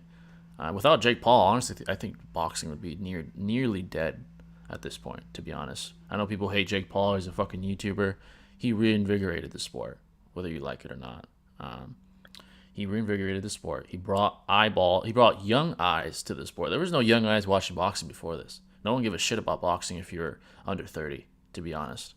Unless you're a hardcore, unless you grew up in the gym or something like that, or your father's a hardcore viewer of boxing. If you're 25 or below, 30 or below, you didn't give a shit about boxing. So we got to thank Jake Paul for that, to be honest. Ryan Garcia too. Ryan Garcia is very appealing to the young populace. So absolutely, yeah, especially on social media. He's a superstar on social media, yeah. But it rubs the hardcores the wrong way. They're like, dude, you're just a pretty face. You haven't proven shit. You're gonna get fucking clapped by Tank. Who knows? Maybe they're right. I think Garcia is better than people think. He has over 200 amateur fights, and for people that don't know this, he actually was 3-3 with Devin Haney. Devin Haney's world class, as we all know. Him and Haney fought 6 times in the amateurs from age 10 and on. They beat each other 3 times each. So he's no joke. Garcia's not some fodder that's famous. You can fight, but he definitely has to prove it tonight. Yeah, he definitely has to prove it. But yeah, Jake Paul reinvigorated boxing, period, and Conor when he fought Mayweather for sure. But Yeah, that was a great fight for sure. yeah, very very And good it's fight. also nice that Jake Paul is bringing on MMA fighters, I guess, because Paying he's them, bringing more eyes to yeah, that world. paying them money. Yeah, Paying them well. So it works for both combat sports yeah, fans, definitely. essentially. It So brings more eyeballs to it's the a good move. Yeah, it brings more eyeballs to the legitimate fighters, like the legitimate sport. So I remember when Jake Man, I first hope Nate started. Diaz wins, though, bro. That'd be Yeah, sick, man. I'm a big Nate fan. Yeah, I hope he beats I him. am too. Yeah, No doubt. Because it's tough. I've always been a fan of him and his brothers, like their conviction in there. They're willing to die and Ima- they don't give a fuck, man. Yeah. Imagine he just like fuck this shit, puts him in a Oh triangle, my dude. god, he might just be pissed, like fuck it, I'm going for an armbar. uh, Yeah. that'd be hilarious, bro. How do you think Hanzo will do against each Akatsuki duo? Hanzo. Well, as far as Hanzo scaling, first of all, Hanzo is certainly beyond Sannin level. He literally gave the name the Sannin to the three of the Sannin, first of all. He beats any one of them individually, for sure. I even think up until the pain arc, before Jiraiya's death, he still respected Hanzo when he found out that he died. He's like, how the hell is this possible? Who could have defeated that guy? Implying that he still sees himself as inferior. So because of that, he slaughters Kakuzu and Deidara. They have no chance. Not Kakuzu and Deidara, Kakuzu and Hidan. They have no chance. But once you get to Sasori and Deidara, it gets more interesting because Sasori could be scaled above Hanzo. Chiyo stalemated Hanzo multiple times. She said from her own mouth. I'm implying that they have to be some level arbitrarily relative if she's able to have multiple counters with Hanzo and live to tell the tale. Sannin barely escaped one, let alone multiple, and that's because Hanzo allowed it.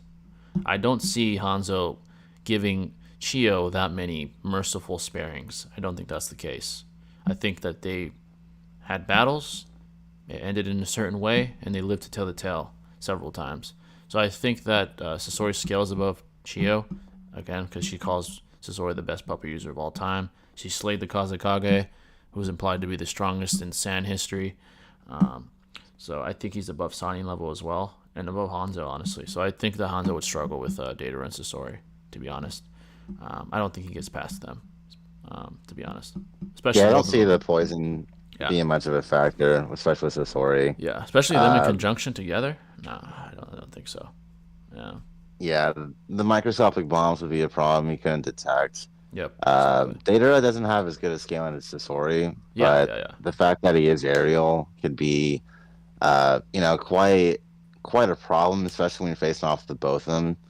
Sasori could be scaled above Sonny in a couple of ways, like Jay said, with Chiyo, or you could do the Kazekage being above Raza, which, well, actually, yeah, so being above, yeah, well, you're basically the strongest Shinobi and also the strongest Kage, so Yep. stronger than at least the Gara that fought Deidara. Absolutely. Yeah. Absolutely. So at least above Deidara in that sense, but yeah, it's just interesting because the whole thing with Hanzo is his poison and his scaling to the Sonic essentially, which Sori can do as well. So at that point, it gets contentious. Above that, when you get to Kasame or Itachi or Pain or someone of that caliber, it gets a lot less. Just empirically, empirically, there's just an abundance for Hanzo being above Sannin, but beyond Hidan and Kakuzu, he just doesn't scale to those levels. Beyond Sasori and Deidara, he doesn't really stand a chance. I mean, we're talking about Itachi and Kisame, Obito. No, he doesn't reach those levels.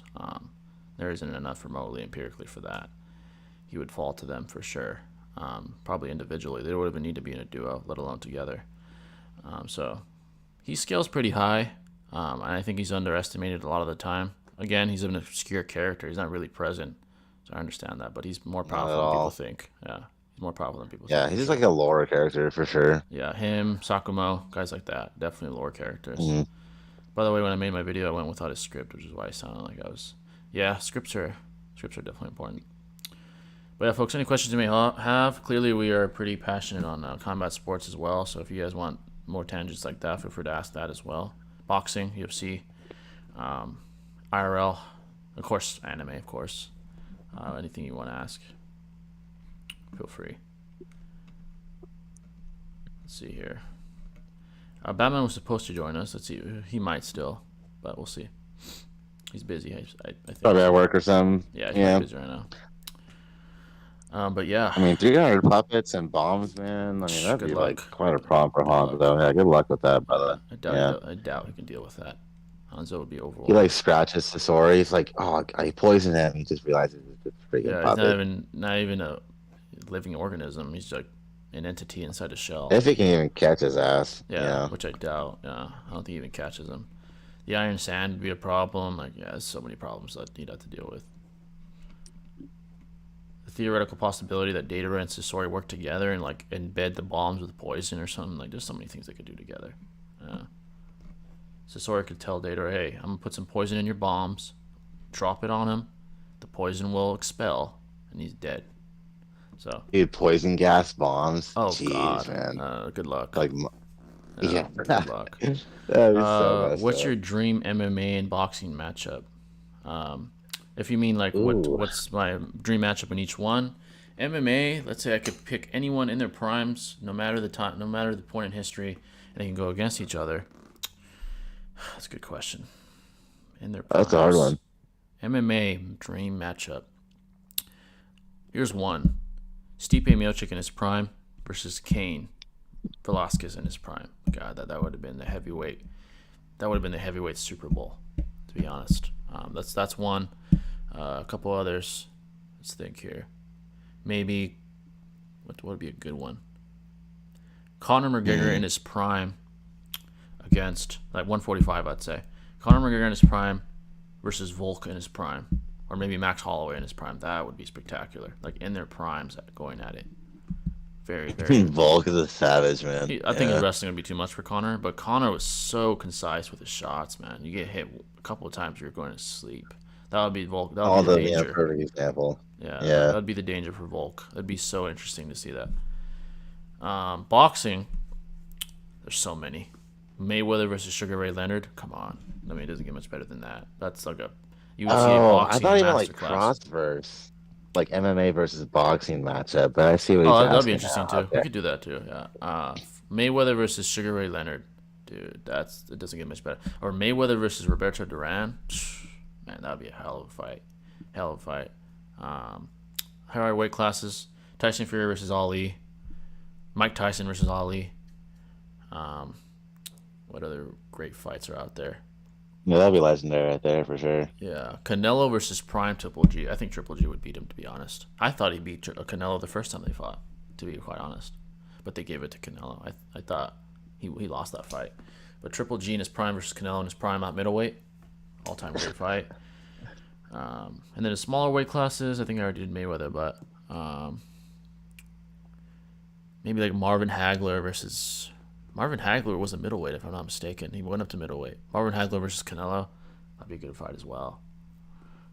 As far as cross-verse matchups, Francis Ngannou versus Wilder. I mean, that's still possible now. Oh, that would be beast mode, man. That'd someone's gonna die in that fight. Someone's gonna knock the fuck out in that fight. Yeah. No, Kimbo Slice versus Wilder, dude. Oh God, that'd be a bloodbath. Yeah. Yeah, Kimbo Slice, man, in the streets. One of the best. Well, he went to the UFC for a little bit, didn't he? Yeah, he just couldn't compete with the technicality of no. fighters. Yeah. Like the grappling, like he drowned in the wrestling. Yeah. But Kimbo Slice is a fucking legend, though, regardless. So. Oh yeah, of course. Yeah. In the streets, he was a killer. Do you guys have any strats to get through Mayweather's Philly shell guard? How to deal with his Philly shell guard? That's an interesting question. It gets technical. First of all, you have to presuppose that your reaction time is quick enough to even catch him. His reaction time is one of the best of all time. People don't realize that. As far as the Philly shell, you'd have to go to the body. That's the best way to combat the Philly shell guard that Mayweather utilized. Specifically behind the liver, like behind the kidney, around that area. That's the most exposed area when you're in the Philly shell guard. Over the top, Maidana almost had the game plan to beat him. The first time that Maidana fought Mayweather, the only knack was his cardio. He couldn't keep it up for 12 rounds. He would have beaten him if he could have kept up that pace. He was going over the top with his very like unorthodox loopy, high right hand, and it was working. It was going over the Philly shell defense that Mayweather used. And that's why he lost like the first 6 rounds. He did lose those. He was getting pressed. It was constant. It was like a constant volume attack over the top, over the Philly shell guard. That's probably one of the best game plans to take him out. He adjusted the second time. Maidana didn't have a chance the second fight. But like an over-the-top right hand, loopy right hand over the top, or going to the body deceptively is probably the best way to combat that. Shell that he uses so well. GSP versus Khabib would have been fire. Oh yeah, that would have been great. The only question wrestling is, game. The only question is, do you think GSP can keep up with Khabib's caliber of wrestling? I don't know, man. I don't know. GSP never wrestled.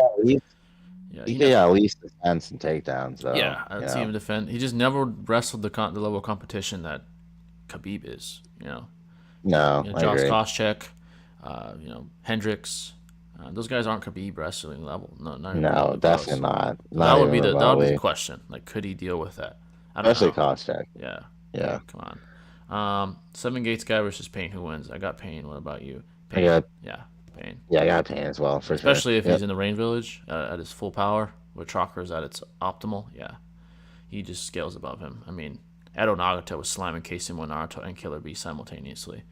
Exactly. Yeah. I would like to see Israel versus Volk. Israel's way too big. That's the problem. But I get what you're saying. Prime Izzy versus Prime Silva, bro. Oh man, that would have been all-time great. Yeah, that would have been an all-time great fight. The technical. That would be amazing. Yeah. I would love to see that. Honestly, at this point, I think Izzy is in his prime right now, right? Yeah, technically, he's 32, 33. He's in the wake of his prime. Latter end. Yeah. He's okay. He's definitely in his prime. I would definitely like to see that fight. But Israel versus Volk, the only problem is Volk's way too small. Alexander. He's like 5'4" or something like that. His reach is impressive though for his height, size. Though. Yeah. That's the crazy thing about Volk. They do go to the same gym together. They both are out of City Kickboxing in, I think it's Australia or the Netherlands or something like that. New Zealand, I think is where it is. There's a bunch of killers there. Volk, Israel, Dan Hooker trains there. There's a bunch of monsters out there. Champions, actually. But yeah, if Volk was the same size as Izzy, there's a good chance he'd beat Izzy if they were the same size, theoretically. Yeah, definitely. He'd have a lot more stature to him. Yeah. He's strong, though. I hear that he could handle, like, lightweights and middleweights. Not middleweights, but welterweights. Like, he can hold his own against guys as far as strength is concerned, too. I've heard about that. Which he proved against Islam. Yeah, he proved that against Islam. He held his own physically. Yeah. Yeah, that was a great fight, bro. That was amazing. Could have gone either way with that one, man. I honestly thought Volk won, but, I mean, hey, it is what it is. It's not a robbery. He definitely got 2 rounds at least. It wasn't a robbery. It was a very close fight. Yeah. Absolutely. I'd say Nagato wins against 7th Gate guy and probably Tendo. Probably. I'd say Nagato wins against 7th Gate guy. Yeah. Tendo by himself, maybe at full power in the Rain Village, maybe. If Nagato theoretically puts all the chakra into Tendo, probably. Exactly. Yeah. Baki the Grappler versus Keegan Ashura. I'm not really familiar with those verses, but I've heard of both these guys. Baki. They're 2 really good martial arts animes. They're both on Netflix, I believe, too. I need to check out Baki. I've heard a lot of good things about it. Yeah, I think you'd really love it, bro, to be honest. I hear it's very martial arts oriented, so I gotta check that out. Kind of gives me like Akira or the guy from Street Fighter. Oh, guy. Akuma? I think that's his name. Yeah. I need to check that out for sure. But yeah, folks, any questions you may have? Obviously, we have some knowledge on combat sports as well. It's a big day for boxing. It's the biggest day since, who knows? As far as the overall sport, this is the biggest day since maybe Mayweather Pacquiao or maybe Mayweather Canelo. It's a big day. The legacy and the trajectory of boxing depends on this fight. It's one of those fights. So, according to one of my friends, Baki's ridiculous in a good way. Yeah, I've heard good things about boxing. It's great. Yeah, it's fucking sick, man. I need to check that out. I've seen like snippets of the combat scenes. It looks really, really cool, actually. Pretty badass, bro. Yeah. Yeah, any questions at all, folks? Boxing, Ryan, Tank, whatever, anime. What time does it start? Spiritual pressure negation versus Hakai. Oh, Neat wow. question. Interesting. Spiritual pressure negation versus Hakai. Well, the thing with spiritual pressure negation, you have to have a higher spiritual pressure to even negate Yeah, someone it all depends in on the first that. place. Firstly, yeah, And Hakai is like it's like a godly power. Like the amount of ki they would have in comparison to people that we see in Bleach would be like astronomical. yeah. You know, That's the problem. in, Yeah, in terms of just like abilities, though, I would say Hakai not only nullifies ki, but it destroys it as well. yeah. You know, It took an eraser. so Yeah.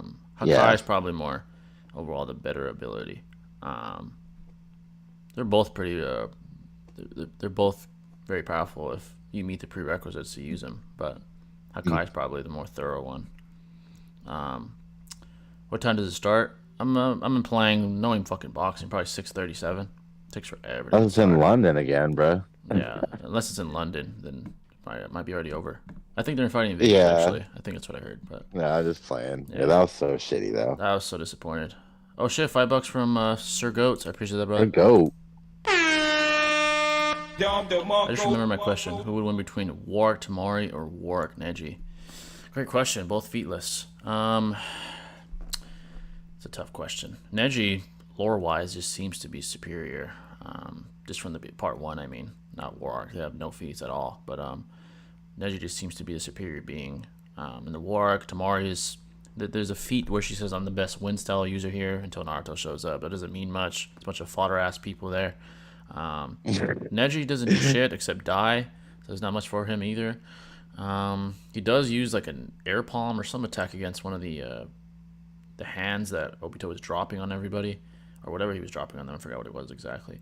So I guess that's impressive. I would just lean towards Neji being faster. Neji narratively. Yeah, narratively implied. He seems to be, prodigy in his own right, in his own respective clan. Tamari is a long distance fighter that might be problematic for Neji, but I think he's faster. I would lean towards Neji in that one, despite them being featless at this point in time. So, Conor McGregor versus GSP. In their primes, GSP's bigger, better wrestler, Yeah, but better Conor wrestler for sure. is certainly a better striker than GSP. If GSP could, this is a good game plan actually. For people I didn't know, GSP said that BJ Penn was the fastest twitch muscle fiber individual he's ever fought. Conor McGregor is very similar in that sense. His fast twitch muscle fibers are second to none in his prime. Just look at what he did to Aldo. Look what he did to Alvarez. His timing, his ability to react was impeccable in his prime. So, if GSP can implement a similar game plan to what he did against BJ in his prime, it's possible. It's possible. But Conor is so concise, more concise than BJ Penn. That'd be a good fight. If we're talking, Yeah, he's really really good at like analyzing like what you're gonna do, predict it, and then like deliver the perfect counter attack to just knock you where it hurts, and then end the fight sufficiently. GSP chin is suspect though. Yeah, his chin would be tested.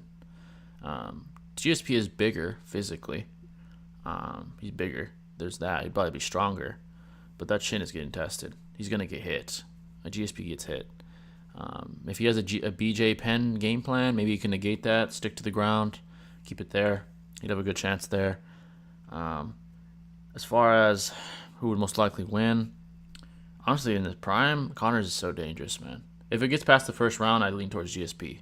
If they're in the first round, I lean towards Connor. Connor in the first round. They could go either or, honestly. Yeah. Like, especially if they like prepare prior to the fight, knowing each other's fight styles and stuff. Like, either or could win. Connor could just knock him out, or GSP could just maul him on the floor and just win that way. So it all depends how the first round goes, honestly. Yeah, it all come down to that. If Connor could time Connor him, would probably run out of stamina faster than GSP, though. Once he's on the ground, it's done. Especially when he's on the ground. Exactly. He had trouble with Chad Mendez, who's a small 135, or GSP would definitely maul him. So, base Naruto and Shippuden is underrated. What do you guys think? Base Naruto? Depends on which base Naruto we're talking about. Beginning of Naruto, of Shippuden, base Naruto wasn't that strong at all. He was quite weak. He was weaker than Sai's ass. So, he wasn't underrated there. But yeah, later on, I do think he starts to become underrated, especially in the war arc. Man, he's very powerful at this point. You can use Sage mode. Especially with the six fast Yeah. Oh, six pass shotgun base. I mean, he's dude. slamming everyone. Yeah. Yeah. At that point, he's definitely underrated. I think Boruto, Naruto is underrated. People think he's ass because there's no concrete proof that he has six pass powers. I do think he does, honestly. I don't think you're touching him in a Sasuke level threat if you don't have six pass powers, to be honest. Oh yeah, Unless you're definitely. Sakura. So yeah, I doubt that they lost that. It just doesn't make sense narratively. Why would they lose it? So. But I gotta go. Hope you guys enjoy the Soccer. fight. Hey, thanks for coming in, Sir Goats. Appreciate that, man. Much love, man. Thanks for coming in, dog. Goated as always. Goated as always. That was a dope video too. Yeah, good It was video. enjoyable. Fullmetal Alchemist does look interesting. So, yeah, folks. Any questions you folks may have, feel free to ask. I'm enjoying the combat sports tangents. I actually enjoy speaking on it quite a bit as well. Almost as much as anime. It's up there. So. There's a lot of parallels, you know. Oh yeah, tons of parallels. The very mental warfare of combat in real life. You gotta have those ideologies, similar to like a Vegeta or like a Goku, a Naruto. You have to have that if you want to be a successful world champion. You have to have that mentality. You won't make it in the sport if you don't. See guys like Yeah, it's kind of a mentality that's getting lost throughout generations as oh well. yeah, Like, you know, when we were a time period when we were conquerors and, you exactly. know, pillage other lands, like that was the mentality. It was fight or flight. Yeah, that like instinctual drive of wanting to conquer. That's being lost in translation in modern first world countries. The idea of soft times create soft men, and that's what's happening. These ideologies are being sort of thrown to the wayside now. They're being demonized by a lot of the individuals on a certain side of this political spectrum. They're like, no, you don't need to be violent. Sheath your aggression, be soft. That's just not optimal for men. Yeah, we're not in wartime. We're not fighting other tribes for resources anymore physically, but there's still this instinctual desire to want to conquest. I don't think you should ignore that. I'm not saying go out and fucking be violent, but I'm saying have ambition. I think that's detrimental to men to try to kill that. And in combat, you have to have that hunger. If you don't, you'll fail. You saw that with Mike Tyson against Buster Douglas. He lost that hunger. Yeah. He got conquered. He was the one Well, that got conquered. That yeah, night. with society being as peaceful as it is nowadays and prompting this complacency, it Yep. definitely prompts demographics that people grow up in, and it's a very rare occurrence to see someone with this mentality nowadays because you have Exactly. to have a certain upbringing, be a certain individual as well, and have that drive be continuous throughout your adolescence and so on. So Exactly. that's why it is something to definitely respect when you do see it these days because Yeah. it's, yeah. Hard times might create Powerful. hard times might create hard men, but hard men create soft times, which leads to soft men. That's just the way it's working right now. That's what's happening. So, True enough, man. True enough. Boruto versus Shippuden. Who do you got? You mean Boruto Uzumaki versus Shippuden? If he has Boroshiki, he's soloing everybody. If you mean the Boruto versus the Shippuden verse, the Boruto verse would absolutely annihilate the Naruto verse as well. Yep. The top people, I should say. Yeah. Ida's ability working on code would make her universal. No, since he was in another dimension. Was he? I don't remember off the top of my head. If it works on Naruto, Maybe, if it works on Naruto, yeah, it yes, affects Naruto too. she's Yeah. universal. Actually, that wouldn't be universal because is that dimension technically in the universe? I think it's not. I think it's in a different. I'm not sure. Yeah, have to I check think the it's a different, specifics. like Conway dimension, low key. I think that is a different universe. Then she would transcend the universal because she's affecting other dimensions that are entirely different than our own. I have to look at the specifics, but if that's the case, then yeah, she'd be beyond that. How much of an impact do you think Itachi would have on Sarada if he wasn't alive in Boruto? Oh, if Itachi was alive, he would certainly be one of the best mentors in Boruto. Oh, dude, go. Yeah, go to be the uncle that Sarada never had. He would teach Boruto some things. Shit, he'd be teaching Sasuke some things to this day. Still teaching. Yeah, he'd probably be Hokage, bro. Oh yeah, I'm just You kidding. me? But yeah, he'd definitely be teaching everyone a few things. He'd be like a Jiraiya in a way, or like someone like that, someone with a lot of knowledge, like a Kakashi or someone just a ton of knowledge that could help the youth. So I think he'd have a big impact on Sarada. On Sarada, maybe not her power, but more so her ideology. That's what he would have an impact on.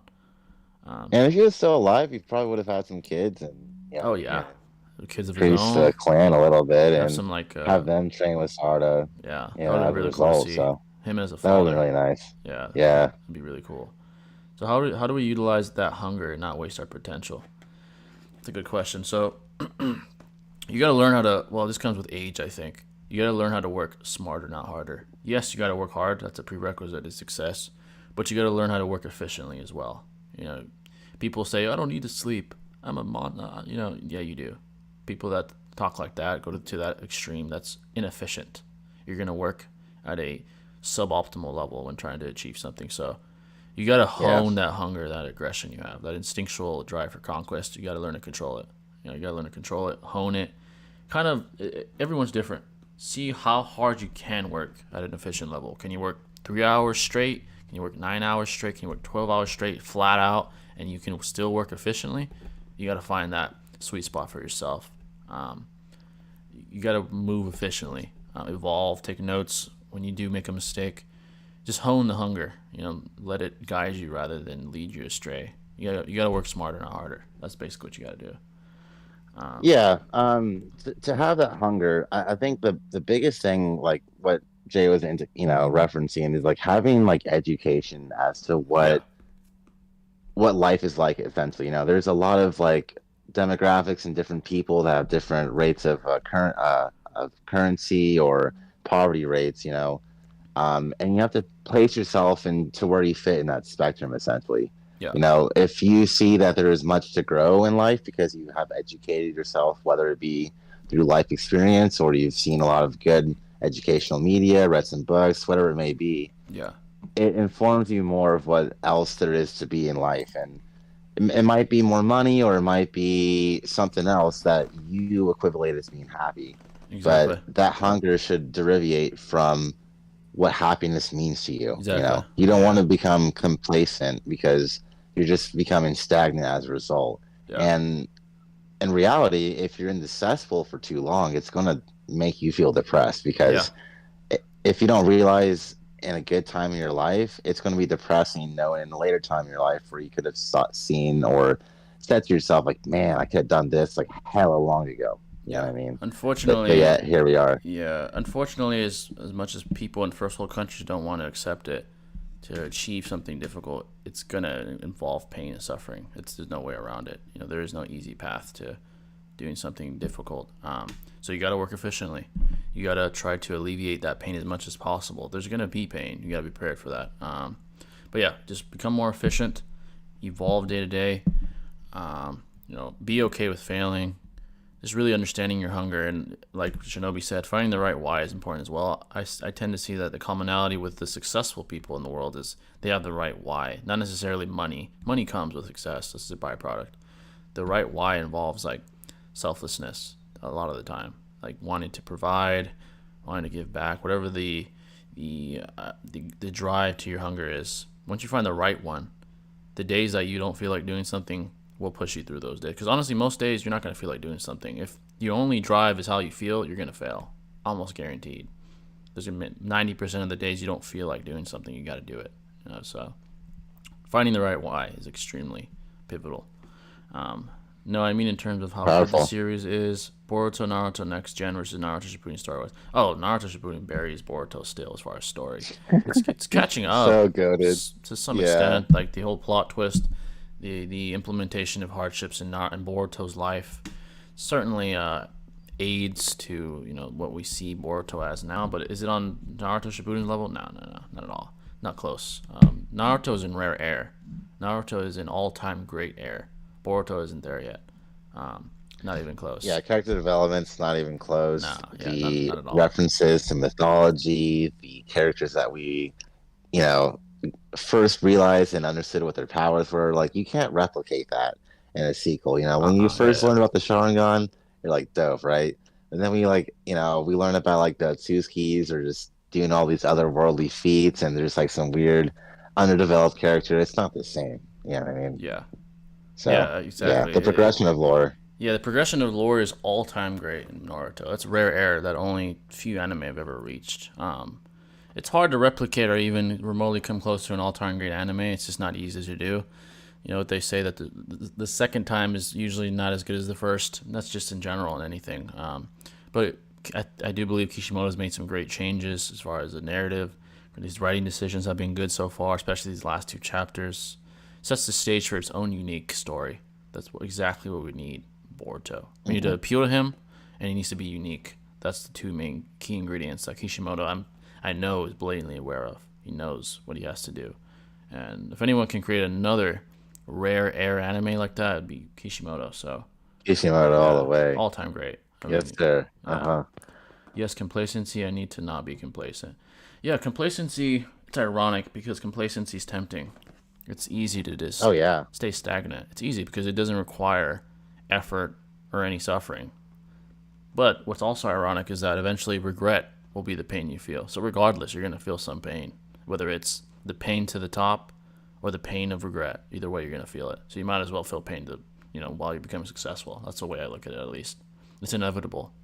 Change is inevitable regardless. So thanks for reacting to that Daigo vid with 8 Gates guy. Man said he's faster than Ishiki. That's absolutely ridiculous. Oh, Lord. Man. It's absolutely fucking ridiculous.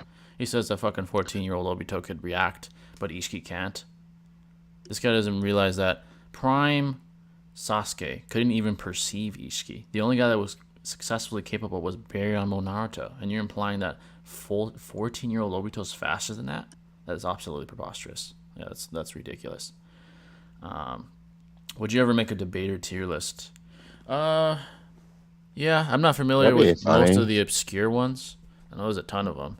Obviously, I know the best, like Six and guys like that. Like Troy, Aeroflame, guys like that. But I don't know the more obscure ones, so I'd have a hard time with those guys. It'd be a short list if it's based off my knowledge, because I don't know most debaters. It's kind of debaters. Yeah, for sure. So.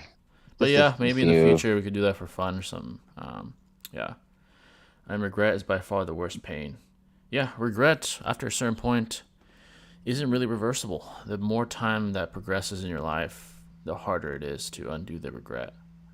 So yeah, some things you really can't get over like 100%, but you just have to live and evolve from that. Yeah, but exactly. It's not more. It's not like reversing. It's more so adapting. That's what the best you can do is adapt. Yeah. Ideas on Attack on Titan. Do you agree with Aaron?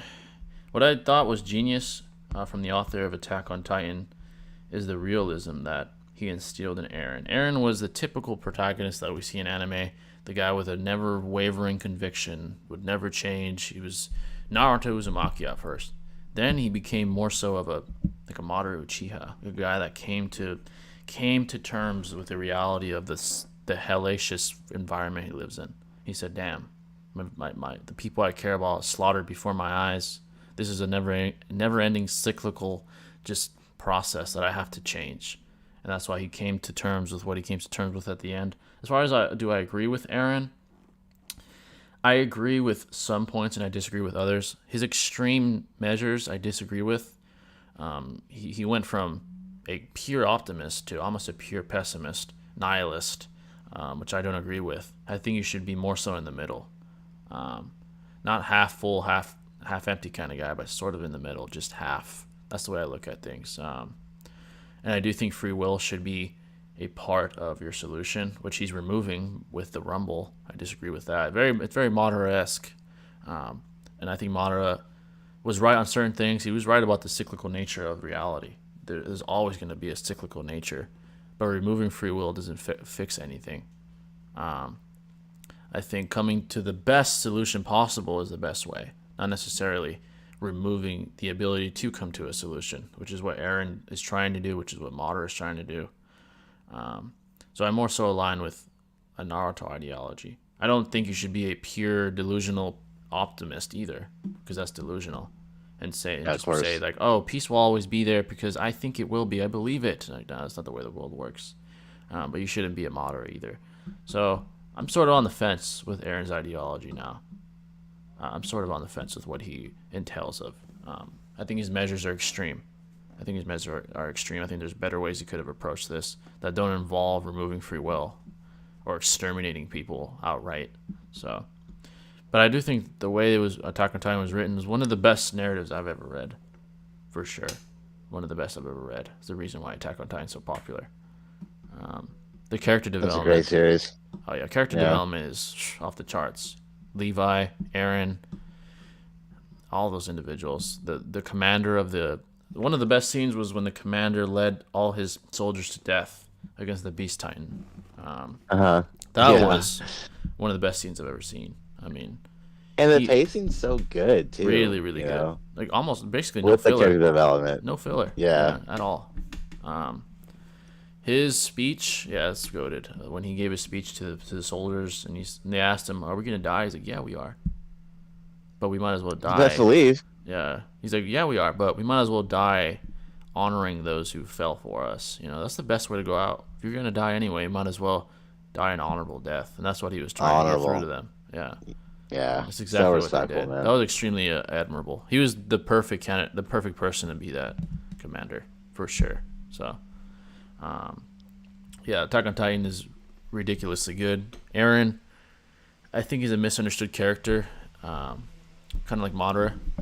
So people tend to see anime characters in black and white, but these characters are extremely morally gray. Complex. Extremely. Almost like real life people. You know, you look at someone like a political figure, someone like Trump or whoever the person may be. They're not black or white. These people are extremely intricate. As far as their ideology, it's more complex than, he's evil or he's good. People tend to think in absolutes too much. And we see that in anime sometimes. Someone like Hidan, he's pure evil, obviously. But then we have people like Madara, who's extremely morally gray and actually has some arbitrary amount of virtue in him. You might not see it right away, but it's in there. So Eren falls into that category, for sure. I feel like Boruto will end in the middle.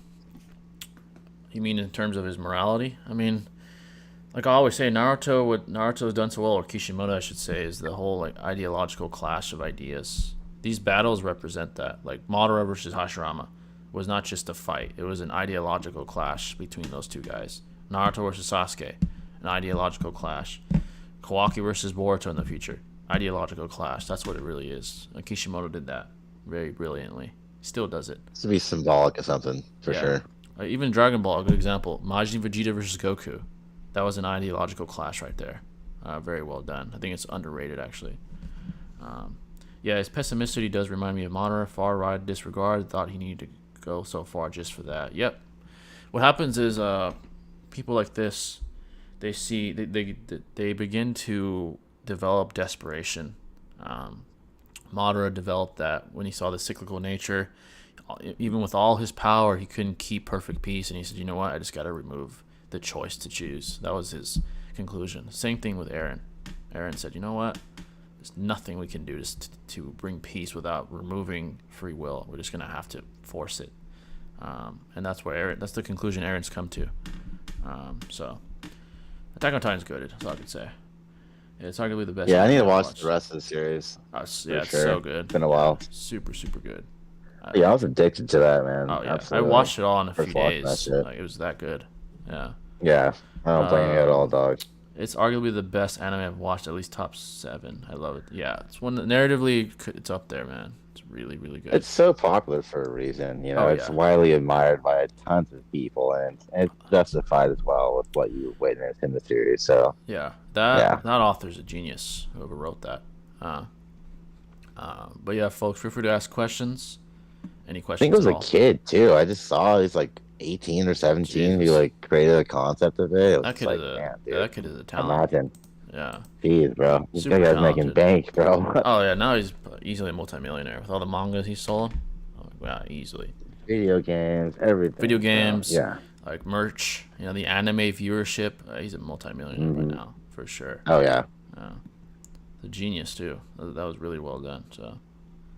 Any at all, folks? Any questions you may have, feel free to ask, and make sure to hit the like button if you haven't already.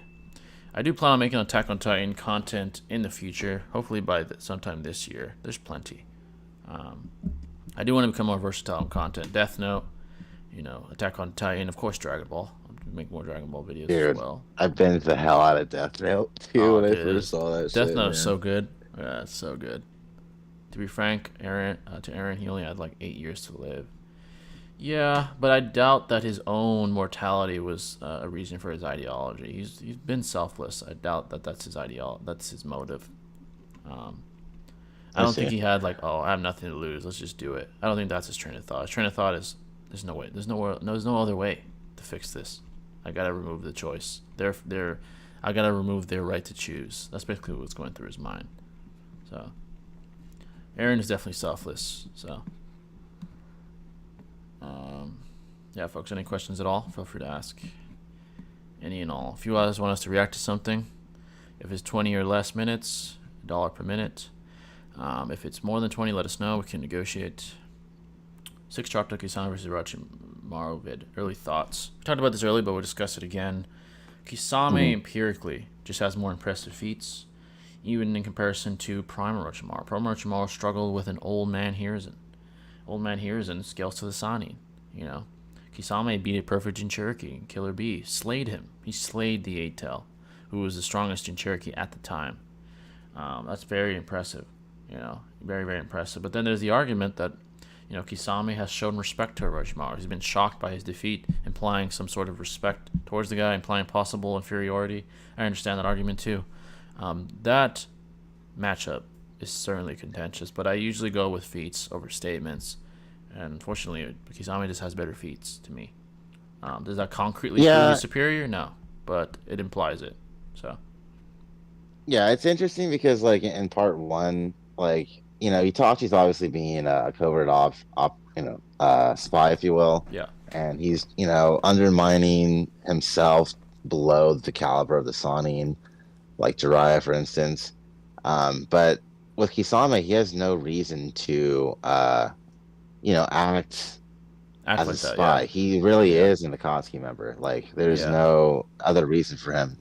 You could say that because Itachi's saying this, that he reveres what Itachi says and therefore puts himself below it. But Yeah. we did see him go up against like Base Guy and like Kakashi, and they were laying a couple blows on each other. I'm not saying that they're like relative, really, because like we obviously see how much potential Kisame has later in the series, but it is, I guess you could say, more contentious in part one, like we were saying earlier. But really, when you see the full scope of the series, especially in part two, when he fights Killer Bee, and even a 50% version of himself going against like seventh gate guy, it's pretty impressive. Yeah. But that's the argument for Orochimaru. Why would Kisame think that him and Itachi would get slaughtered by Jiraiya even if they worked together? That's a strong argument that he's inferior to Sannin level.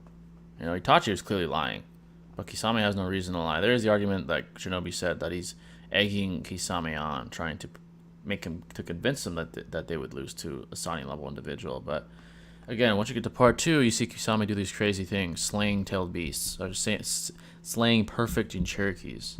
That's ridiculous. While Orochimaru, conversely, well, to be fair, he was sick, struggled with four-tail Naruto. Four-tail. Yes, he's sick, I understand that, but he struggled with him. He struggled with the guy, while Kisame slated perfect eight-tailed Jinchuriki. So that's the argument. Me personally, I tend to like KCM1 level, that's KCM1 level, arguably, yeah. So honestly, I tend to lean towards Kisame, but hey, I don't blame you if you pick Orochimaru. I don't, because of the other side, the other argument you can make. It's not a bad one. It's actually a pretty good one, to be honest. But I definitely need to see Six's take on that. I'm actually interested to see what he more so reveres. I'll probably react to that soon. But of course, if Orochimaru does summon Edos, with Edos, Kisame's... We're saying without that, of course. This is without Edos, of course. With Edos, he summons Minato alone or something like that. Kisame's done. So just sips a martini and just chills. Yeah, it would be a wash at that point. And let's see. Normally, a whole anime, some of the best anime, only like a few real ideological clashes. But in Naruto, you have like 10 fights that's completely ideological. Yep, it's very, very cleverly crafted by Kishimoto. He's always doing that. Always. It's not just Pain versus Sage Mode Naruto was a great example of that. That's one of the clash of ideologies. Arguably my favorite arc. Yeah, that was amazing when him and Naruto were. Even just the dialogue was pretty goated. It was really well done. Yeah, soliloquy. About pain and meaning. Yeah, it's very well done. Legendary. Yeah, absolutely. Delta versus Momoshiki. Well, there's two answers to this question. there is, well, it's more complicated than that, but there's the anime version answer, and then there's the manga version. Unfortunately, to Momo fans, in the manga, Delta had a very good performance against Naruto in Konoha when she was trying to kill Himawari and Kawaki and all that. They were going blow for blow, and Naruto blatantly states, I gotta go all out. Implying, obviously, he's not using ninjutsu. He would level the entire continent if he did that. As far as taijutsu, he implies he's going all out. He states it blatantly. And Delta still holds her own. While conversely, Momo, there's not much on Momo in the manga, and it's implied that he didn't do very well in taijutsu, and this was a fatigued Naruto. To be fair, Sasuke was helping. But the argument is that Delta has better taijutsu than Momoshiki. And honestly, that appears to be the case in the manga. Keyword, manga. So honestly, there's a good argument that Delta could beat Momo. On top of that, she can absorb ninjutsu. But honestly, I do think Momo will still win because he can create these giant chakra blasts that are easily bigger than the one that Naruto used to overwhelm Delta's systems. So I do think Momo will probably win regardless. But there's an argument for Delta with taijutsu alone. If she theoretically fights Momoshiki, who doesn't have that much chakra absorbed, there's an argument that she would beat him. But now the anime, it's clear that Momo's superior. Momo's sparring, like boxing Naruto and Sasuke very, very successfully. Delta doesn't do that as well in the anime. So yeah, Momo would definitely win in that case. But yeah, unfortunately, Delta is stronger than people think in the manga. Based off the empirical evidence, at least. It might not make sense rationally when you hear it, but when you see the empirical evidence, yeah. Delta is definitely more powerful physically, yeah. But I don't know if she can handle Momoshiki's Shinjutsu. Theoretically, you probably could use that, especially with Boruto as a vessel. Maybe that will be the future. I wouldn't be surprised, actually. But yeah. That's Delta versus Fuse Momo would be a problem. Oh yeah, Fuse Momo is washing her, yeah. He's competing with Sasuke and Naruto's Bijou Avatar armored Susanoo. So yeah, he's definitely stronger. But yeah, folks, any questions you may have? We'll go a little longer because we do want to. We have something to catch, so to speak, to fight. So. Yes, sir. Ain't missing this one. Yeah, definitely gotta watch that. Definitely. I think Naruto and Sasuke were working towards Itachi and Pain's level during their respective arcs. Pain assaulted in 5 Kage Summit, but did not reach it, and then surpassed him until the war arc. Were they approaching that level? Well, they were working towards it, sure. But I don't think they were close remotely, especially Naruto. Naruto got slammed by a fatigued Tendo Pain with Sage Mode. With prep time. Still got slammed. Sasuke was going against an Itachi holding back the whole time.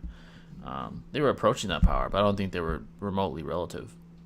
And I don't even think there's an appropriate argument to imply that for these two against Itachi and Pain's level, respectively. But Nagato and Itachi were still putting in the work as an Edo, while Sasuke was an EMS and Naruto had KCM1. So, but obviously they do surpass him in the war, clearly. By the time it's KCM2 and all that, they definitely pass him up. Would you consider Baryon mode a low-level Shinjutsu? No, I don't think so. First, it's never blatantly categorized as that. This is a very specific tailed beast host conjunctive ability that Kurama crafted for this very moment, right, as he described. This could possibly be on that level, Shinjutsu type ability, because of the very success it had against Ishiki, which was extremely impressive. But I don't think it can be categorized as Shinjutsu. Shinjutsu implies Otsutsuki. It implies Otsutsuki interference. That was just all Naruto and Kurama. That was all they're doing. Kurama crafted this very idea. Who knows? Maybe he started to touch up on chemistry and nuclear fusion, as Baryon mode plays tributes to fusion. So I do think it should be held in as high of esteem as Shinjutsu, but it's not a Shinjutsu necessarily. So Baryon mode, it's like a tailed beast chakra technique, whereas Otsutsuki's use like 6 pass and up techniques. The difference in chakra is unique. Exactly. And the power is somewhat comparable to Ishiki and Baryon mode. So you could say, it has like an adequate AP to that of maybe a Shinjutsu user, but we've never seen anyone use it in combat before. So Yeah, that's something exactly. to take note of as well. Yeah, Yeah. exactly. So it should be held in as high of esteem as some Shinjutsu for sure. But yeah, it's not Shinjutsu, I'd say. Yeah. All right, folks. Any questions you may Semantically. have? Yeah, Baryon mode to me still is the single greatest amplification of power I've seen currently in Boruto. It was ridiculous. So for him to go to not being able to touch Ishiki to blatantly overpowering him, that's insane. It was insane. So Yeah, I didn't see Kurama dying either, man. yeah, It's like I didn't expect that that. was Yeah, I didn't expect crazy, that. man. Honestly, Yeah. if Naruto would have died there with Kurama, I wouldn't have minded it. I think it would have been a very, very honorable death. But I mean, we got him nerfed now. But yeah, I didn't expect just Kurama to die. If anything, I expected Naruto to die. I didn't expect him to die though, just alone. I wonder if Kurama's gonna pop up again, It's definitely, I'm somehow, sure some way. Kishimoto probably has that in the back of his mind, like, should I make Naruto relevant again? How would this work? I And he doubt loves it. Kurama, Yeah, he you loves know. Kurama, clearly. I doubt it, but I think there's a small chance that he might do something for Naruto and Sasuke. Maybe he'll go the Toriyama route and make him relevant again. I don't know. We'll see, though. Exactly, right? Yeah.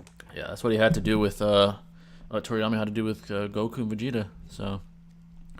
Isn't it weird, but if Naruto and Sasuke were not nerfed, they would still be, because of Sasuke absorbed ninjutsu, so Sasuke not using ninjutsu yet still putting in work. Yeah, what would be interesting to see is them against Damon and Ida. Even not nerfed, how the hell would they deal with her ability if she just rewrites their minds? Maybe theoretically, I mean, I don't know. I think Kurama will be affected as well. Maybe there's some theoretical possibility that Kurama snaps Naruto out of it. That's if him himself is not caught by the enchantment. But as far as how that would do Exactly. physically, I mean, if Damon's stronger than Jigen, they're not doing shit to him unless he's using Baryon mode.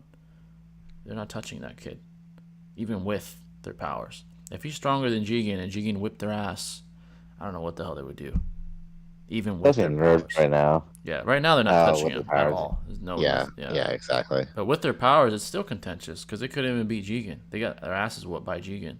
So, and Damon's apparently stronger than Jigen. So, I don't know what the hell they do. And Ida. And Ida. Yeah, what the hell are they going to do against that? You know? So, the only rational direction to go is to make Boruto stronger. That's all they could do. They have to make him stronger and close the gap. Right now, he's nowhere near as strong as Damon. He says it himself. I would need lifetimes to catch up to you. That implies this blatant, inferiority. It's not even close. If you need lifetimes in your own mind to catch up, you're not remotely close to that kid's level. So Yeah. that's actually very telling. Nowhere near. Yeah. That kid Damon's never even used his full power. He's always toying with everybody. He's like Whis in Dragon Ball right now, basically. So Pretty much, right? yeah. Super nonchalant, He's dude. nonchalant, Just like flexes on talking shit. everyone. He's like talking shit, Yeah. no one can touch him. Yeah, basically what he is. Yeah, folks, a few more questions. What a creation. Yeah, definitely. Amato, who knows how he Amato. created that? Who knows what he used? What ingredients did he utilize to create that monster? That monstrosity. And Ida, too. They have to have some exploits, though, man. Because I remember, like, Yeah. Ida telling, like, Code, oh, don't tell him too much about your powers. And, like, Yeah, there has to be there some has to exploit be. somewhere. Yeah. Yeah, that Amato might be aware of, but Yeah. who knows? Yeah, they have to. There's no fucking way that they're that strong. I don't know how they're ever going to be defeated. Unless there's an amazing retcon or something. Could Kurama counter omnipotence? I doubt it. I doubt he could counter that. Nah. Shinjutsu? Nah. I doubt that. That's something that's out of his ability. I doubt he could do that.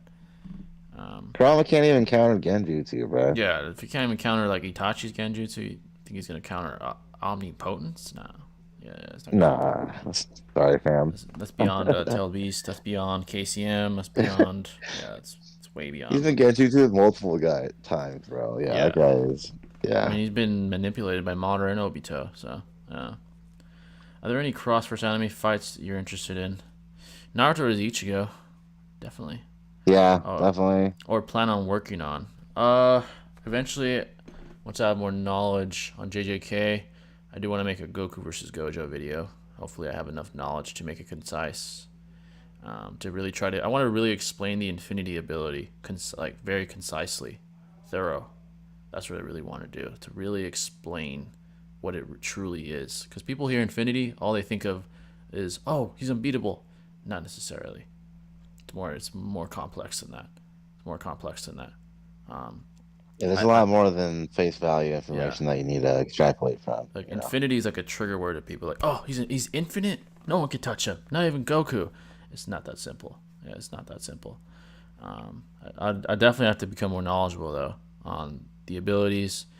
Maybe even try to understand the mathematics. Like maybe I can make like a mathematical proof for why he'd win or lose that battle. There's like a mathematical proof since they use real world calculus to try and create Gojo and his ability. Maybe there's some sort of mathematical proof that can be inducted or something like that.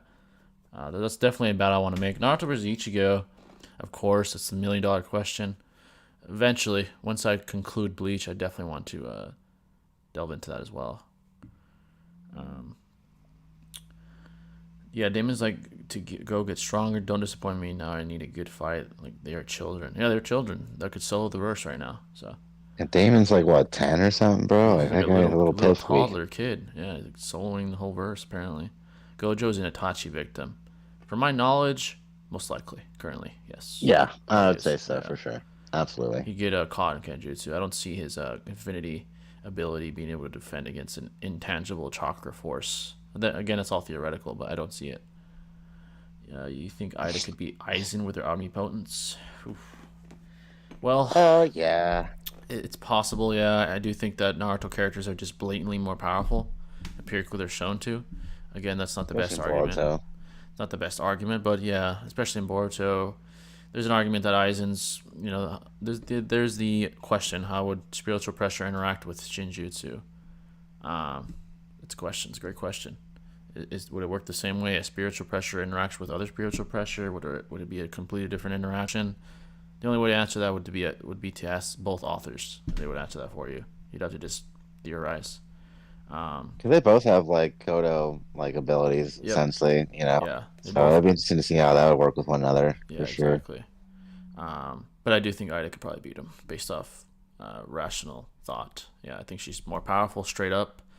I think that her chakra reserves is probably greater than Aizen's spiritual pressure. So yeah, I guess again that's all rational. You can't prove the quantification of that, but rationally it makes sense.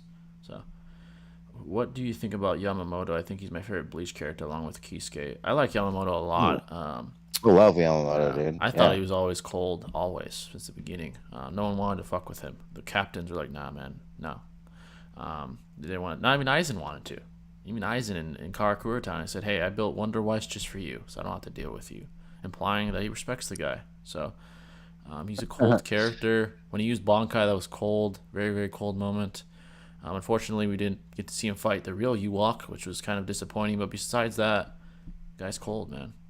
He can burn down the entire Soul Society, according to some of the captains. So, yeah, he's very, very powerful. One of my favorite characters for sure.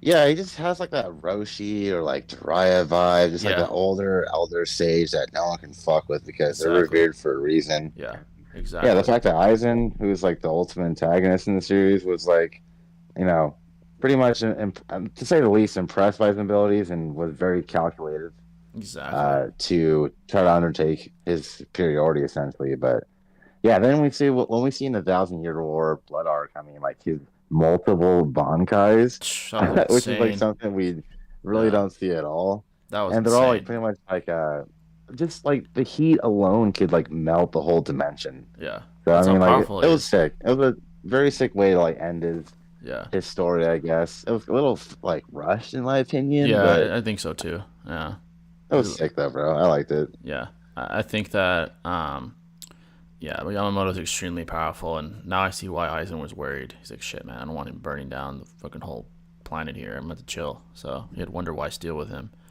But yeah, he's a threat. He's a threat to even the top dog. So the multi-shadow clone jutsu is just, no, I get how Naruto can use it to expedite training, but wow, how much time did he accumulate training for the Rasen Shuriken? Well, basically, the Oof. more clones, the higher the increase in development. So Kakashi sort of explains it. He said that if you didn't have shadow clones, it'd take you fucking years, but because you have clones, it'll take a week or something like that. So exponentially increases your rate of development. Exponentially. If it were anybody else, they wouldn't have learned remotely in the same amount of time Naruto did if they didn't have those clones. Plus, yeah, like bare minimum 100 clones out that time, Yeah, right? Doing this training. So days on end, it's exponential to what a exactly. normal shinobi could It's do probably in like that amount of it's time. probably like months to years. It's probably what that was. Yeah, Like hyperbolic time chamber training, you yeah. know? I wonder if he could put her into hypnosis. Again, it would depend. Could his spiritual pressure overwhelm her chakra? And does that even happen? Is there spiritual pressure negation? Is there chakra? Is there a hypothetical chakra spiritual pressure negation? We don't know that. It's all theoretical. Now, if we presuppose his spiritual pressure is greater than her chakra reserves, and he can negate her abilities, then yeah, it would work. She would be put Yeah, and into then it. Kyoko Suigetsu would probably work. Yeah, and Because then like she'd just be yeah, interested at least and just look at it, yeah, that but would work as that's all it well. takes, man. Yeah, Yeah. and as far as intelligence, he buries her. He's much more intelligent than her, so she's a kid. So that would be to his advantage. Um, yeah, I think she slaps Aizen with omnipotence. To be honest, I think if Madara can even get full out Infinite Tsukuyomi, it might be Aizen, but you're not ready for the argument. Yeah, they're unconstructable claims because it's all theoretical anyway. You know, so I love the stoicism in Yamamoto. You can tell he's seen it all. I mean, he's over. He was like a millennia year old, so yeah, he's seen it all. You can simply see it. It's definitely has seen it all. Thousands slaughtered, bro. Yeah, You man. know, like He's yeah, he's he's been through it slaughtered. all. He's slaughtered nations. Yeah, he's a monster. There's no real good speed killing for Bleach, so high tier Naruto characters with Blitz. There's actually some arguments for Bleach being like beyond light speed. Do I think they're the best? No, but there's arguments for it. You know, dodging Yeah. light beams and stuff like that. So it's an interesting argument. Eventually, I'll make a video on it. I'd have to really research though to make it concise and accurate. But Agreed. yeah, Yeah. that's a tough video It's to one of make. those things. Yeah. Yeah. No, I wouldn't say. What is it? No, lie. I think Aizen would clap Madara though. Aizen gets really strong in Thousand Year Blood. Oh yeah, I gotta see how strong he gets. No, I wouldn't say Thousand Year Blood War arc, but I do think Katakura Town Aizen. Yeah, I might slap him. But Thousand Year Blood War, I don't know. Yeah, I'm caught up to the anime actually, so I'm not sure how strong he becomes in that arc. But if he gets even fucking stronger, I mean, shit, maybe. I Oh, need to it's hard see. to say. Yeah, I haven't seen the rest of the manga. I'm talking about the anime too, but like Yeah, he did do some impressive against Ewok when he kind of like put him underneath like a subtle genjutsu as to the yep, time he has left in the place he's in invading. But as to if he's more powerful, I don't know because he's just been in prison this whole time. So yeah. as far as what I've seen, I can't say for sure. Yeah, as You far know? as what we do know currently from the anime, now probably not more powerful. He's been stuck in that weird prison that he's in, that he's being kept held in. So Yeah, yeah, this whole time. but hey, it's impressive that Yulok noticed him. He's like, hey, it'd be problematic to kill you, so I'm not gonna mess with you.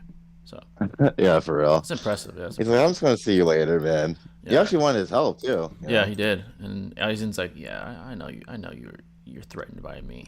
I know you think I'm a threat. He's like, yeah, it'll take too long to kill you. I don't want to deal with you. You're right. You're a threat. So Aizen's just cold. That's really what it is. A couple more questions though, folks. He went toe to toe with Ewok. Oh, I'm assuming you mean later on. I definitely want to see that for sure. Oh shit, bro. It's gonna be Jeez, fire. no spoilers. Yeah, that's fire as fuck. Yeah, I definitely gotta see that. Yeah, I hear they get really powerful, like extremely. Like Ewok especially. I hear that he's fucking broken, but I need to see that. Um, Orochimaru versus Mayuri. Who wins that?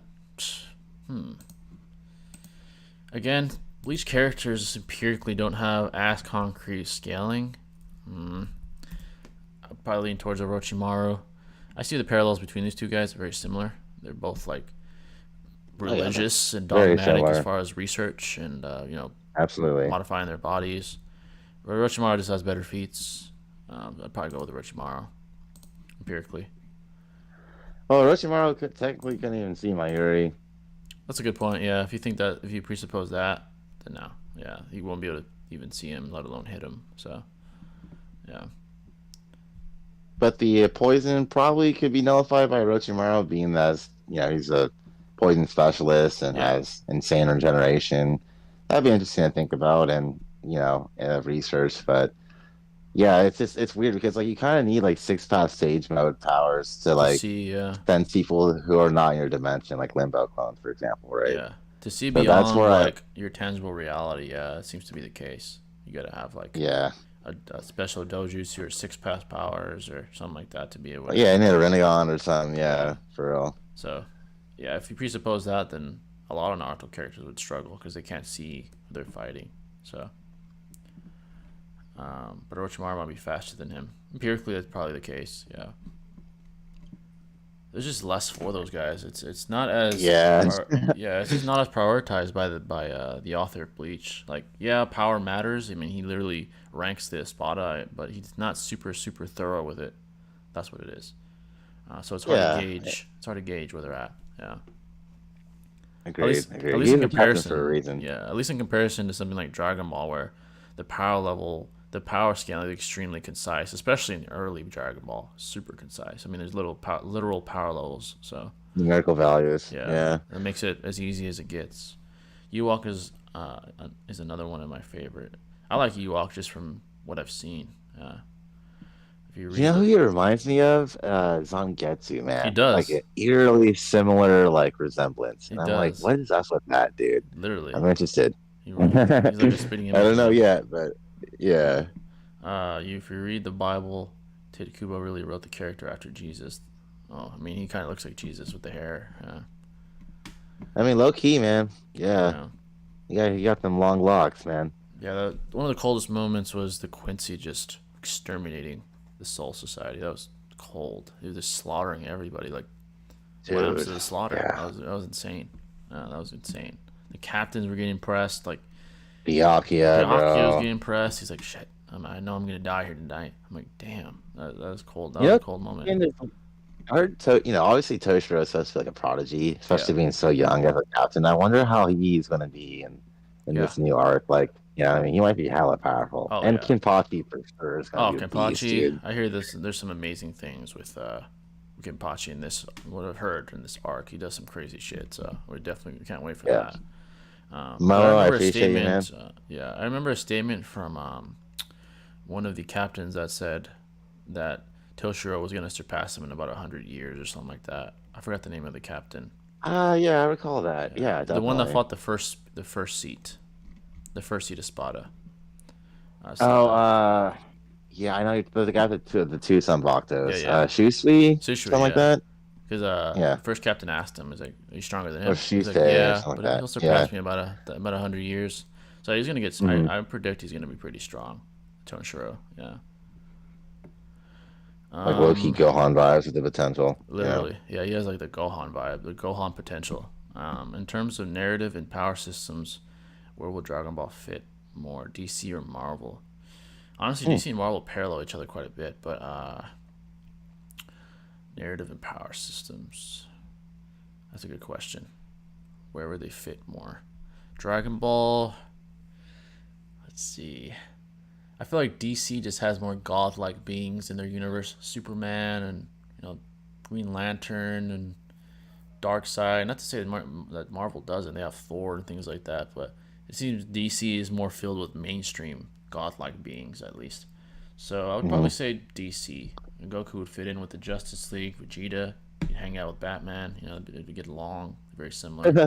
You know, That'd be so sick, Pretty dude. sick. Yeah, Goku and Superman would spar, probably shake the universe just like Beerus and Goku. Gohan, Frieza would hang out with the villains. He'd probably be good friends with the Joker, stuff like that. So, yeah, probably DC. I'd say. I think they'd conform more there. That'd be fitting for Yeah. sure. Superman would be quite an opponent still for Oh Goku, yeah, especially if he's like even with the alternate instincts. stronger iteration. Yeah, like a Superman Prime or something like that. That'd be extremely powerful. Hmm. Yeah. Um, the captain was Senshui. Yeah, that's his name. I always forget that guy's his name. Shunsui, yeah. Yeah, It's almost like Shisui. It always gets me like, Shisui. you know, Yeah, it sounds a little similar. Um, I know why you get Ewok's vibe from Old Man Zangetsu, but I won't say. yeah, for real. They look so similar, man. Yeah. You know, Would Yamamoto beat Hashirama? That's a good one. If you presuppose Yamamoto was about to destroy a realm as large as our own, then he would slam Hashirama. But if you don't, which I don't, it becomes a better question. I'd say so, man. Even if the realm isn't like universal, it's at Yeah. least over Oh multi-continental, which yeah, is yeah, where yeah. you can scale Definitely over Hashirama at. multi-continental. You know? Yeah, yeah. As far as Hashirama, I would lean towards Yamamoto, regardless of how you scale Yamamoto and his Bankai's ability. I think Hashirama, well, he literally uses wood, by the way, so his shit would burn to Yeah. fucking dust. His regeneration would be nullified by the heat too. Just Yeah, keep burning. like it would be You like a know? constant flame that would Like keep Amateur burning. also. Yeah, and then Yamamoto would fucking blitz him while he's burning in hell, and yeah, I'd probably Yamamoto. I think Yamamoto most likely, Yeah. and that's if his Hashirama can even see him. Probably can't. True. So, yeah. Exactly. Yeah. Well, he does have Sage mode, but not He does so have stage mode, fast. yeah. He So might feel him. It's possible. he might. Yeah, I might feel Yeah. him out. Yeah. But yeah, Yamamoto has. That's where once you get like below 6 pass and war arc level individuals, there's an argument for top Bleach characters. So Especially Yamamoto, bro. Like that's yeah, a beast, Yamamoto's like bro. top tier, top dog Bleach character. So yeah, there's a good argument for him winning. Yeah, he's very powerful, very powerful. So I mean, fire is a kryptonite to Yeah. wood. So I mean, that's that simple. So I was sad that he died. But at the same time, I felt like it was like an appropriate time as well. yeah, But it was honorable death for sure. But absolutely, I just wish he actually fought the real Ewok at least a little. But I mean, I agree. Yeah, yeah, I like agree he struggled with that completely. Quincy that much. I mean, come on, man. I don't know. Maybe maybe they just rationalize that he's old or something. I don't know.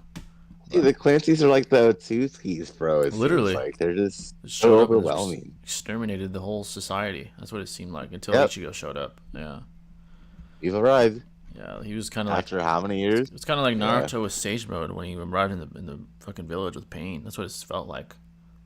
He's like, I'm here, and then Ewok's like, oh shit, he's here. So yeah, exactly, bro. that's what it felt like, kind of like Naruto pain arc vibes. So, all right, folks, two more questions. We'll depart. Would you like Minato a better?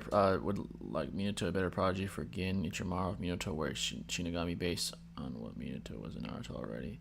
Oh, if you're asking if Minato would be a bigger prodigy than Gin, Gin was quite the prodigy, but so was Minato. Both Yeah, big prodigies. Who'd be the better and bigger one? That's a tough question. It's a tough question. if Minato or Shinigami base, I want Minato was in Naruto already.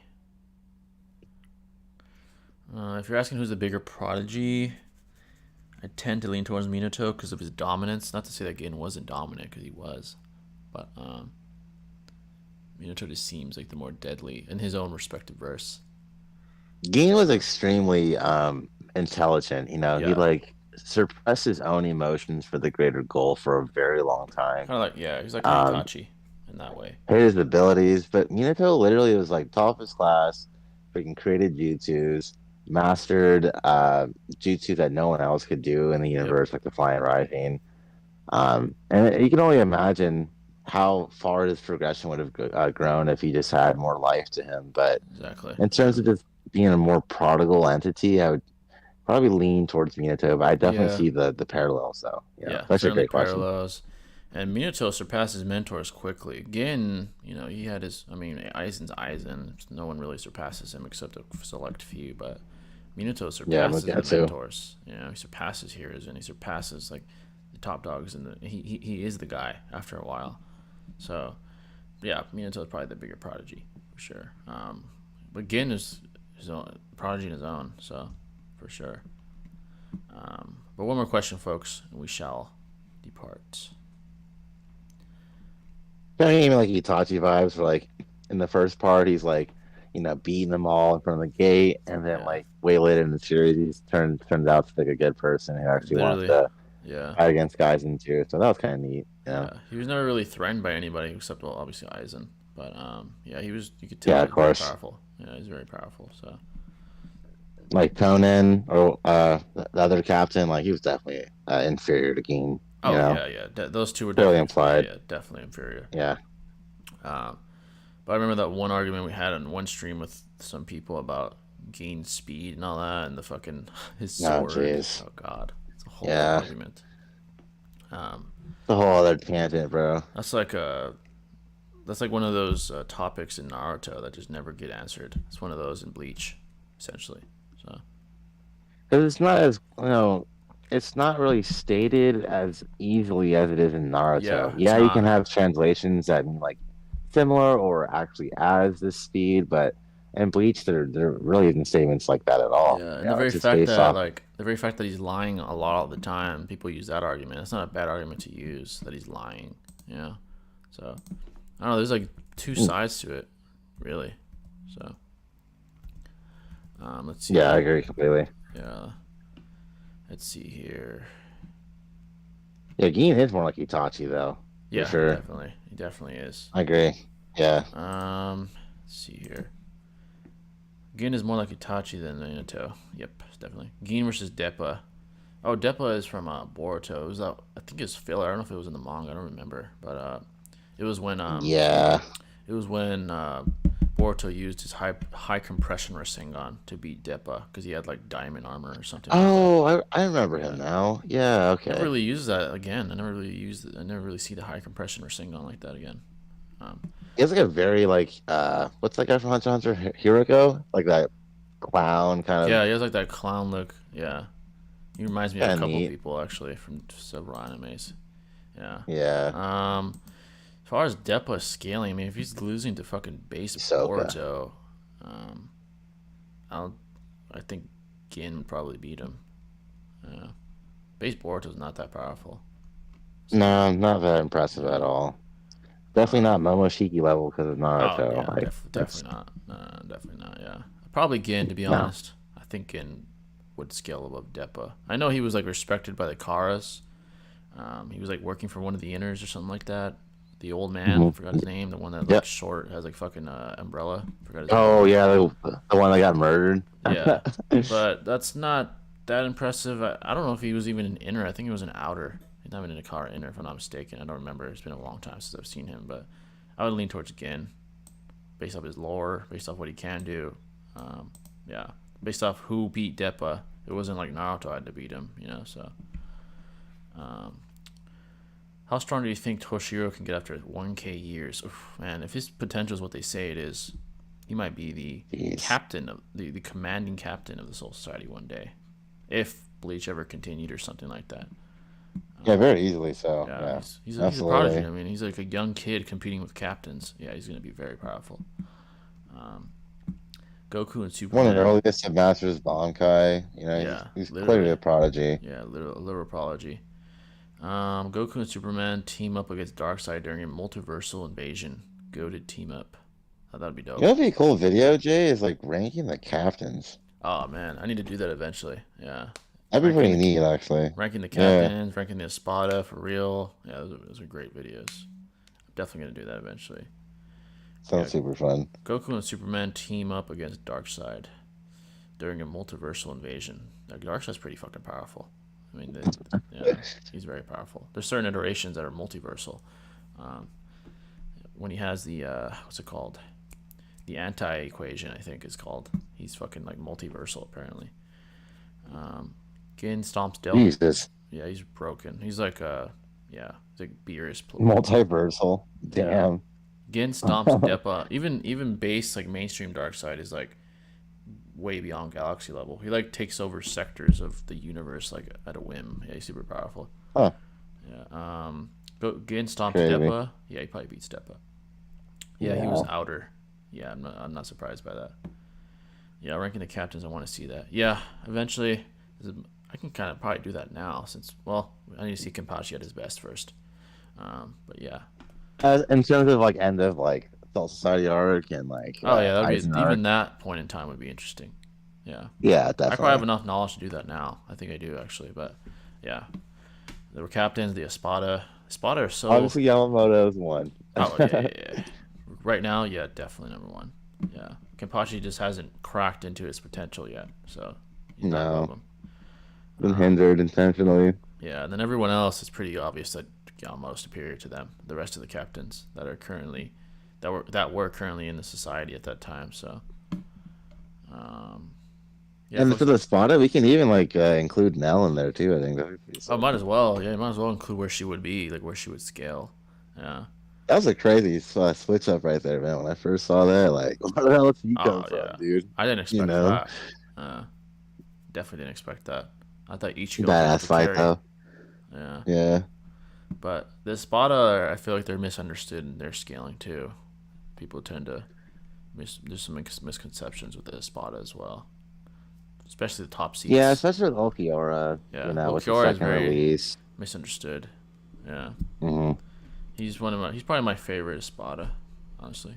So Yeah, yeah. I mean, the one with Vasto Lorde Ichigo is a legendary fight. You oh can't yeah, forget that one for yeah. sure. Like personality Uh, wise, I liked it. Obviously aesthetically, I liked it. Yeah, he was one of my favorite. He's probably my favorite out of all of them, all the Espada. I really like the aesthetic of Baringon Oh yeah, when he was in Arrancar back in the when he was back as the King of Lake Lamundo. He yeah. just had such a dope aesthetic to He him, had like he's always had drip from the very beginning. So yeah, For real. Yeah. when he was almost killing that one captain, along with her lieutenant, he had a lot of drip. Uh-huh. He had like the skull. He had like the crown and the Squad 2 skull captain. look. Yeah, it was pretty cold. It was a cold aesthetic. Um, Yeah, he's got a broken ability too, man. Oh yeah, oh yeah, sweet thing. Yeah, yeah. yeah, If for you sure. if you cannot negate his ability with spiritual pressure, you're fucked. You're gonna You're deteriorate. fucked, dude. Yeah. Literally. And it almost got her ass too. Got her Yeah. finger, I remember, her Oh arm. yeah, he like Right? ate up her arm or some shit. Yeah, he's Hmm. about to kill her. What do you think about Retsu Uruhana, Squad 4 captain? Oh, Oh, she's Uruhana. a badass. The I mean, apparently original she was the first Kenpachi. Kenpachi, or the Kenpachi before the Kenpachi we know now. Yeah. She was fucking. I heard she was like the most deadly of the original, like the past captains or something like that. Like she was a monster. Hmm. So I became a fan of her in the Thousand Year Blood War. Before that, I didn't really think much of her. I thought she was all right. She was like the medic or Yeah, whatever. just a Yeah, healer. Yeah, yeah. exactly. Yeah. But now after I saw her like go toe to toe with Kenpachi and like want blood, she was like hungry to fight. That was pretty cool. I became a bigger Her fan. Bankai was sick too, bro. Oh Oh, yeah, that shit was yeah, well animated, man. yeah. That was Yeah, a she was very good like animation. casually sparing Kenpachi, just letting Yeah. him, train indefinitely until like he got stronger enough with his potential to beat her. But she could have killed his ass at any time she wanted to, Oh bro. yeah, definitely. She like allowed him to reach like the point where they're on equal footing, or where he surpasses her. She allowed that. Yeah, for sure. Yeah, Um, she's dope, bro. yeah. Like After that, I that was a became a sick fan. Yeah, conclusion. definitely. Uh huh. Kingdom Hearts 3 Sora. How would you scale him? I don't think I'm familiar with Kingdom Hearts, but The same here, man. Never got into it, I hear to it's be popular honest. though. Yeah. Here he's fodder. That's what I heard, but I might be wrong on that. I know it's Well, I like mean, like angels or he some was with shit. Mickey Mouse, who's like freaking Oh shit. omnipotent. Yeah, maybe he You is broken. know, Yeah. If he's fucking with I Mickey don't know Mouse, though. yeah. If Yeah. you're fucking with any cartoon character, you're like out of versal. Yeah. So like SpongeBob and shit. Yeah, those guys are broken. All right, folks. I think it's gonna wrap it up. This was a goated stream. This was very very versatile and high variation in this one. Yeah. Ton of Super dug it, man. yeah, it was the combat sports tangent was great, and the Bleach tangent. Obviously, the new chapters of Boruto and Dragon Ball. We'll try to think of more concepts, and of course, in the future, if you want us to react live, we will, like we did today. We hope you guys enjoyed. Go watch the fights if you're a combat sports fan. Let us know below who you think wins. Who wins the fight? Is the fight on? Yeah, the main card started, but the main event hasn't. Thank God. So, we hope you guys enjoyed. Make sure one more time to hit the like button if you haven't already. Appreciate it. Get us up in the algorithm. Thanks to all the support and some of the streams. Some of them reached like 50K views, which is insane. Yeah, I saw that, brother. If we can replicate that, hey, we're well on our way. But we hope you guys enjoyed, and we'll catch you in the next one, folks. Peace out. Thanks, guys. All right, that was a good stream.